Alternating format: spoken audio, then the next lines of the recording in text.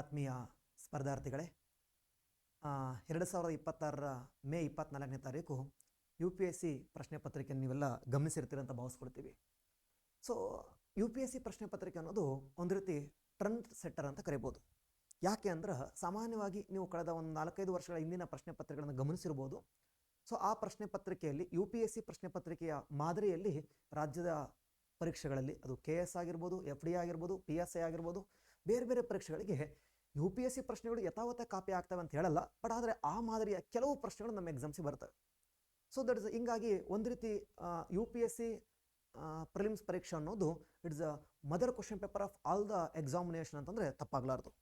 So ಈ ಹಿನ್ನೆಲೆಯಲ್ಲಿ ನಾವಿವತ್ತು ಏನು ಮಾಡುವ ಅಂತಂದ್ರೆ ಕೆಲವೊಂದಿಷ್ಟು ಪರೀಕ್ಷೆಗಳನ್ನು ಪ್ರತಿಯೊಬ್ಬ ಸ್ಪರ್ಧಾರ್ಥಿಯು ಕೂಡ ಅವರು PC ಎಕ್ಸಾಮ್ಸ್ಗಾದರೂ ಹೋಗ್ತಾ ಇರಲಿ, PSIಗಾದರೂ ಓದ್ತಾ ಇರಲಿ, ಅಥವಾ ಗ್ರೂಪ್ ಸಿಗಾದರೂ ಓದ್ತಾ ಇರಲಿ, ಯಾವುದೇ ಪರೀಕ್ಷೆ ಓದ್ತಾ ಇದ್ರು ಕೂಡ, ಅಥವಾ ನಮ್ಮ ಇತ್ತೀಚೆಗೆ ಟೀಚರ್ ಪೋಸ್ಟ್ ಕಾಲ್ ಫಾರ್ಮ್ ಆಗ್ತವೆ, ಯಾವುದೇ ಪರೀಕ್ಷೆ ಓದ್ತಾ ಇದ್ರು ಕೂಡ ಕಡ್ಡಾಯವಾಗಿ UPSC ಪ್ರಶ್ನೆ ಪತ್ರಿಕೆಯ ಎಲ್ಲ ಪ್ರಶ್ನೆಗಳನ್ನು ಆಗಲೇ ಇದ್ದರೂ ಕೂಡ ಕೆಲವೊಂದಿಷ್ಟು ಪ್ರಶ್ನೆ ಪತ್ರಿಕೆಗಳನ್ನು ನಾವು ಗಮನಿಸಲೇಬೇಕು. ಅದರಲ್ಲಿ ಕೆಲವೊಂದಿಷ್ಟು ಪ್ರಶ್ನೆಗಳನ್ನು ನಾನು ಇವತ್ತು ನಿಮ್ಮ ಮುಂದೆ ಚರ್ಚೆ ಮಾಡ್ತಾ ಹೋಗ್ತೀನಿ. ಸೊ UPSC ಪೇಪರ್ನ ಯಥಾವತ್ತಾಗಿ ನಿಮ್ಮ ಎಕ್ಸಾಮ್ಸಿಗೆ ಕೊಡಲ್ಲ, ಬದಲಾಗಿ ಆ ಒಂದು ಮಾಡೆಲ್ ಆಫ್ ದ ಕ್ವಶನ್ಸ್ಗಳನ್ನು ಅಥವಾ ಆ ಒಂದು ಹಿನ್ನೆಲೆ ಇರತಕ್ಕಂಥ ಆ ಟಾಪಿಕ್ನ ಹಿನ್ನೆಲೆಯ ಬೇರೆ ಬೇರೆ ಅಂಶಗಳನ್ನು ನಿಮ್ಮ ಎಕ್ಸಾಮ್ಸಿಗೆ ಕೊಡ್ತಾ ಹೋಗ್ತಾರೆ. ನಾವು ಇವತ್ತು ಏನು ಮಾಡುವಂದ್ರೆ ಆ ಪ್ರಶ್ನೆ ಪತ್ರಿಕೆಯ ಕೆಲವೊಂದಿಷ್ಟು ಪ್ರಶ್ನೆಗಳನ್ನು ನಿಮ್ಮ ಮುಂದೆ ಚರ್ಚೆ ಮಾಡಬೇಕಂತ ಬಂದಿದ್ದೀನಿ. ಸೊ ಇದು ನಿಮಗೆ ಇಲ್ಲಿ ಪ್ರಶ್ನೆ ಮತ್ತು ಉತ್ತರವನ್ನು ಕೊಡೋದು ನಮ್ಮ ಉದ್ದೇಶ ಅಲ್ಲ, ಪ್ರಶ್ನೆಗೆ ಉತ್ತರ ಕೊಡೋದು ನಮ್ಮ ಉದ್ದೇಶ ಅಲ್ಲ. ಆ ಪ್ರಶ್ನೆಗಳನ್ನು ಒಂದು ನೆಪವಾಗಿಟ್ಟುಕೊಂಡು ಆ ಹಿನ್ನೆಲೆಯನ್ನು ಚರ್ಚೆ ಮಾಡಿಕೊಳ್ಳುವ, ನಮ್ಮ ಮುಂದಿನ ಪರೀಕ್ಷೆಗೆ ಏನಾಗುತ್ತಾ ಹೆಲ್ಪ್ ಆಗ್ತಾ ಹೋಗ್ಲಿ ಅಂತೇಳಿ ಸ್ವಲ್ಪ ಗಮನಿಸ್ತಾ ಬರೋಣ. ಸ್ವಲ್ಪ ಈ ಕಡೆ ಗಮನಿಸ್ತಾ ಬರೋಣ. UPSCಯಲ್ಲಿ ಏನೇನು ಪ್ರಶ್ನೆ ಬಂದಿದ್ದಾವ, ತುಂಬ ಇಂಪಾರ್ಟೆಂಟ್ ಪ್ರಶ್ನೆಗಳು ಏನಿದಾವ ಅನ್ನೋದನ್ನು ಸ್ವಲ್ಪ ಗಮನಿಸ್ತಾ ಬರುವ. ಒಂದು ಪ್ರಶ್ನೆ ತಗೊಂಡಿದ್ದೀನಿ, ಸ್ವಲ್ಪ ಗಮನಿಸಿ. ನೆರೆಯ ದೇಶಗಳನ್ನು ಸಂಪರ್ಕಿಸಬಹುದಾದ ನದಿ ಸೇತುವೆಗಳ ಬಗ್ಗೆ ಕೆಳಗಿನ ಹೇಳಿಕೆಗಳನ್ನು ಗಮನಿಸಿ. ಸೊ ಪ್ರಶ್ನೆ ಏನು ಕೇಳಿದನ, ಇಲ್ಲಿ ಒಂದು ನೈಬರ್ ಪಾಲಿಸಿ ಬಗ್ಗೆ ಪ್ರಶ್ನೆ ಇದೆ, ನೆರೆಯ ರಾಷ್ಟ್ರಗಳಿಗೆ ಸಂಬಂಧಪಟ್ಟಂತ ಒಂದು ಪ್ರಶ್ನೆ ಇದೆ. ಅಲ್ಲಾದ್ರೂ ನೀವು ಓದಿರ್ಬಿಡ್ತೀರಾ, ಇಲ್ಲಾಂದ್ರೆ ನದಿ ಸೇತುವೆಗಳು, ರಿವರ್ ಬ್ರಿಡ್ಜಸ್ ಇಲ್ಲಾದ್ರೂ ನೀವು ಓದಿರ್ತೀರಾ. ಸೊ ಈ ಒಂದು ನದಿಗಳಿಗೆ ಸಂಬಂಧಪಟ್ಟಂತೆ ಮತ್ತು ನೈಬರ್ ಸ್ಟೇಟ್ಸ್ಗಳಿಗೆ ನೈಬರ್ ಕಂಟ್ರೀಸ್ಗೆ ನೆರೆಯ ದೇಶಗಳನ್ನು ಕನೆಕ್ಟ್ ಮಾಡ್ತಕ್ಕಂಥ ಸೇತುವೆಗಳ ಬಗ್ಗೆ ಪ್ರಶ್ನೆ ಕೇಳಿದಾನ. ಏನಿದೆ ಪ್ರಶ್ನೆ? ಫೆನಿ ನದಿಯ ಮೇಲೆ ನಿರ್ಮಿಸಲಾದ ಮೈತ್ರಿ ಸೇತುವೆ ಭಾರತದ ರಾಮಗಢವನ್ನು, ಸರಿಯಾಗಿ ಪ್ರಶ್ನೆ ಗಮನಿಸಬೇಕು, ಭಾರತದ ರಾಮಗಢವನ್ನು ಬಾಂಗ್ಲಾದೇಶದ ಸಬ್ರೂಮ್ನೊಂದಿಗೆ ಸಂಪರ್ಕಿಸುತ್ತದೆ. ಸೆಕೆಂಡ್ ಸ್ಟೇಟ್ಮೆಂಟು, ಜುಲಾಗಢ್ ಸೇತುವೆ ಭಾರತವನ್ನು ಮಯನ್ಮಾರ್ನೊಂದಿಗೆ ಸಂಪರ್ಕಿಸುತ್ತದೆ.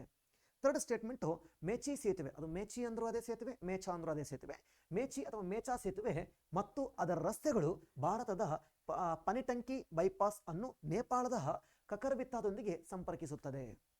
ಏನು ಹೇಳ್ತಾ ಇದೆ ಪ್ರಶ್ನೆ? 3 ನದಿಗಳನ್ನು ಕೊಟ್ಟಿದ್ದಾನೆ, 3 ಬ್ರಿಡ್ಜಸ್ ಅನ್ನು ಕೊಟ್ಟಿದ್ದಾನೆ, ಅವು ಯಾವ ದೇಶಗಳ ಜೊತೆ ಕನೆಕ್ಟ್ ಮಾಡ್ತಾ ಇದೆ ಅಂತ ಪ್ರಶ್ನೆ ಕೇಳಿದಾನೆ. ಸ್ವಲ್ಪ ಇಲ್ಲಿ ಗಮನಿಸುವ. ಪ್ರಶ್ನೆ ಮುಂದುವರೆದು ಏನಿದೆ ಅಂದ್ರೆ ಮೇಲೆ ನೀಡಿರುವ ಹೇಳಿಕೆಗಳಲ್ಲಿ ಯಾವುದು ಸರಿಯಾಗಿದೆ, ಪ್ರಶ್ನೆಯ ಡಿಮ್ಯಾಂಡ್ ಏನಿದೆ ಅಂತ ಅರ್ಥ ಮಾಡ್ಕೊಳ್ಳುವ, ಯಾವುದು ಸರಿಯಾಗಿದೆ ಅಂತ ಪ್ರಶ್ನೆ ಕೇಳಿದಾನ. ಓಕೆ, ಸ್ವಲ್ಪ ಗಮನಿಸ್ತಾ ಬರುವ. ಇಲ್ಲಿ ಒಂದು ಮೈತ್ರಿ ಸೇತುವೆ ಬಗ್ಗೆ ಕೇಳಿದಾನ, ಜುಲಾಗಢ ಸೇತುವೆ ಬಗ್ಗೆ ಕೇಳಿದಾನ, ಇನ್ನೊಂದು ಮೇಚಿ ಸೇತುವೆ ಬಗ್ಗೆ ಕೇಳಿದಾನ. ಸ್ವಲ್ಪ ಗಮನಿಸ್ತಾ ಬರೋಣ. ಮೊದಲನೇದಾಗಿ ಫೆನಿ ಸೇತುವೆ. ಏನು ಸರ ಫೆನಿ ಸೇತುವೆ?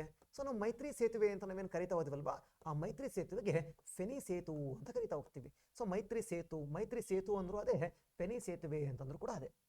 ಸ್ವಲ್ಪ ಈ ಸೇತುವೆ ಬಗ್ಗೆ ಮಾತಾಡ್ಕೊಳ್ಳುವ. ಮುಂದಿನ ಎಕ್ಸಾಮ್ಸಲ್ಲಿ ಇಲ್ಲಿ ಬಂದಿರೋ ಪ್ರಶ್ನೆನ ಕೇಳಲ್ಲ, ಬಟ್ ಈ ಹಿನ್ನೆಲೆಯಲ್ಲಿ ಈ ಸೇತುವೆಗೆ ಸಂಬಂಧಪಟ್ಟ ಬೇರೆ ಪ್ರಶ್ನೆಗಳು ಗಮನಿಸ್ಬೋದು.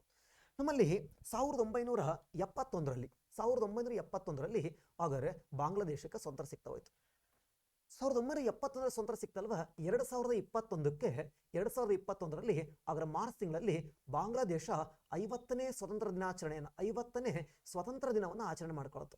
ಈ 50ನೇ ಸ್ವಾತಂತ್ರ್ಯ ದಿನಕ್ಕೆ ಮುಖ್ಯ ಅತಿಥಿಗಳಾಗಿ ಯಾರು ಹೋಗಿದ್ರು ಸರ್ ಅಂತಂದ್ರೆ ಭಾರತದ ನರೇಂದ್ರ ಮೋದಿ ಅವರು ಹೋಗಿದ್ರು. ನರೇಂದ್ರ ಮೋದಿ ಅವರು ಒಂದು ಭಾಷಣದಲ್ಲಿ ಹೇಳ್ತಾರೆ ಏನಪ್ಪಾ ಅಂದ್ರೆ ಫೆನಿ ಸೇತುವೆ ಬಾಂಗ್ಲಾದ ಸ್ವಾತಂತ್ರ್ಯಕ್ಕೆ ಉಡುಗೊರೆ ಅಂತ. ಈ ಸೇತುವೆ ಯಾಕೆ ಇಂಪಾರ್ಟೆಂಟ್ ಅಂತಂದ್ರೆ ಇದನ್ನು ನಿರ್ಮಾಣ ಮಾಡಿಕೊಟ್ಟಿದ್ದು ಭಾರತ ಸರ್ಕಾರ. ಭಾರತದ ಸರ್ಕಾರ ಬಾಂಗ್ಲಾದೇಶಕ್ಕೆ ಉಡುಗೊರೆಯಾಗಿ ಏನು ಮಾಡ್ತಾ ಹೋಯ್ತಪ್ಪ ಅಂದ್ರೆ ಈ ಸೇತುವೆನ ಕೊಡ್ತಾ ಹೋದ್ವೆ. ಸ್ವಲ್ಪ ಗಮನಿಸ್ತಾ ಬರೋಣ, ಎಲ್ಲಿದೆ ಫೆನಿ ಸೇತುವೆ ಅಂತ. ನಾವು ನಾರ್ತ್ ಈಸ್ಟ್ ಭಾಗವನ್ನು ಗಮನಿಸ್ತಾ ಹೋದ್ರೆ, ನಮ್ಮ ಈಶಾನ್ಯ ಭಾರತವನ್ನು ನಾವು ಗಮನಿಸ್ತಾ ಹೋದ್ರೆ, ಈಶಾನ್ಯ ಭಾರತವನ್ನು ನಾವು ಸ್ವಲ್ಪ ಗಮನಿಸ್ತಾ ಹೋಗುವ. 8 ಈಶಾನ್ಯ ರಾಜ್ಯಗಳಿದಾವ, ಅದರಲ್ಲಿ 7 ಸಹೋದರ ರಾಜ್ಯಗಳು ಅಂತ ಕರಿತಾ ಹೋಗ್ತೀವಿ. ಸಿಕ್ಕಿಂ ಮಾತ್ರ ಸಹೋದರ ರಾಜ್ಯ. ಪ್ರಶ್ನೆನ PC ಎಕ್ಸಾಮ್ಸಲ್ಲಿ ತುಂಬಾ ಸರಿ ಕೇಳಿದಾನೆ, ಯಾವುದು ಸಹೋದರಿ ಅಲ್ಲ ಅಂತೇಳಿ. ಸಿಕ್ಕಿಮನ್ನ ಸಹೋದರ ರಾಜ್ಯ ಅಂತ ಕರಿತೀವಿ, ಉಳಿದ್ರವೆಲ್ಲ ಸಹೋದರ ರಾಜ್ಯಗಳು. ಇದರಲ್ಲಿ ಹಾಗಾದ್ರೆ ಚಿಕ್ಕ ರಾಜ್ಯ ಒಂದು ತ್ರಿಪುರ ಅಂತ ಇದೆ ಕಂಡ್ರೆ, ಬಹಳ ಚಿಕ್ಕದು ಸಿಕ್ಕಿಂ ಬಿಟ್ಟರೆ ತ್ರಿಪುರ, ಅದಕ್ಕಿಂತ ಚಿಕ್ಕದು ಗೋವಾ. ಹಾಗಾದ್ರೆ ಈ ತ್ರಿಪುರ ಐತಲ್ವಾ, ಇದು ಒಂದ್ ರೀತಿ ಮೂರೂ ಕಡೆ ಬಾಂಗ್ಲಾ ಇದೆ, ಒಂದ್ ಕಡೆ ಮಾತ್ರ ಸ್ವಲ್ಪ ಗಮನಿಸಬೇಕು, ಅಸ್ಸಾಂ ಮತ್ತು ಮಿಜೋರಾಂ ಜೊತೆ ಬೌಂಡ್ರಿ ಇದೆ.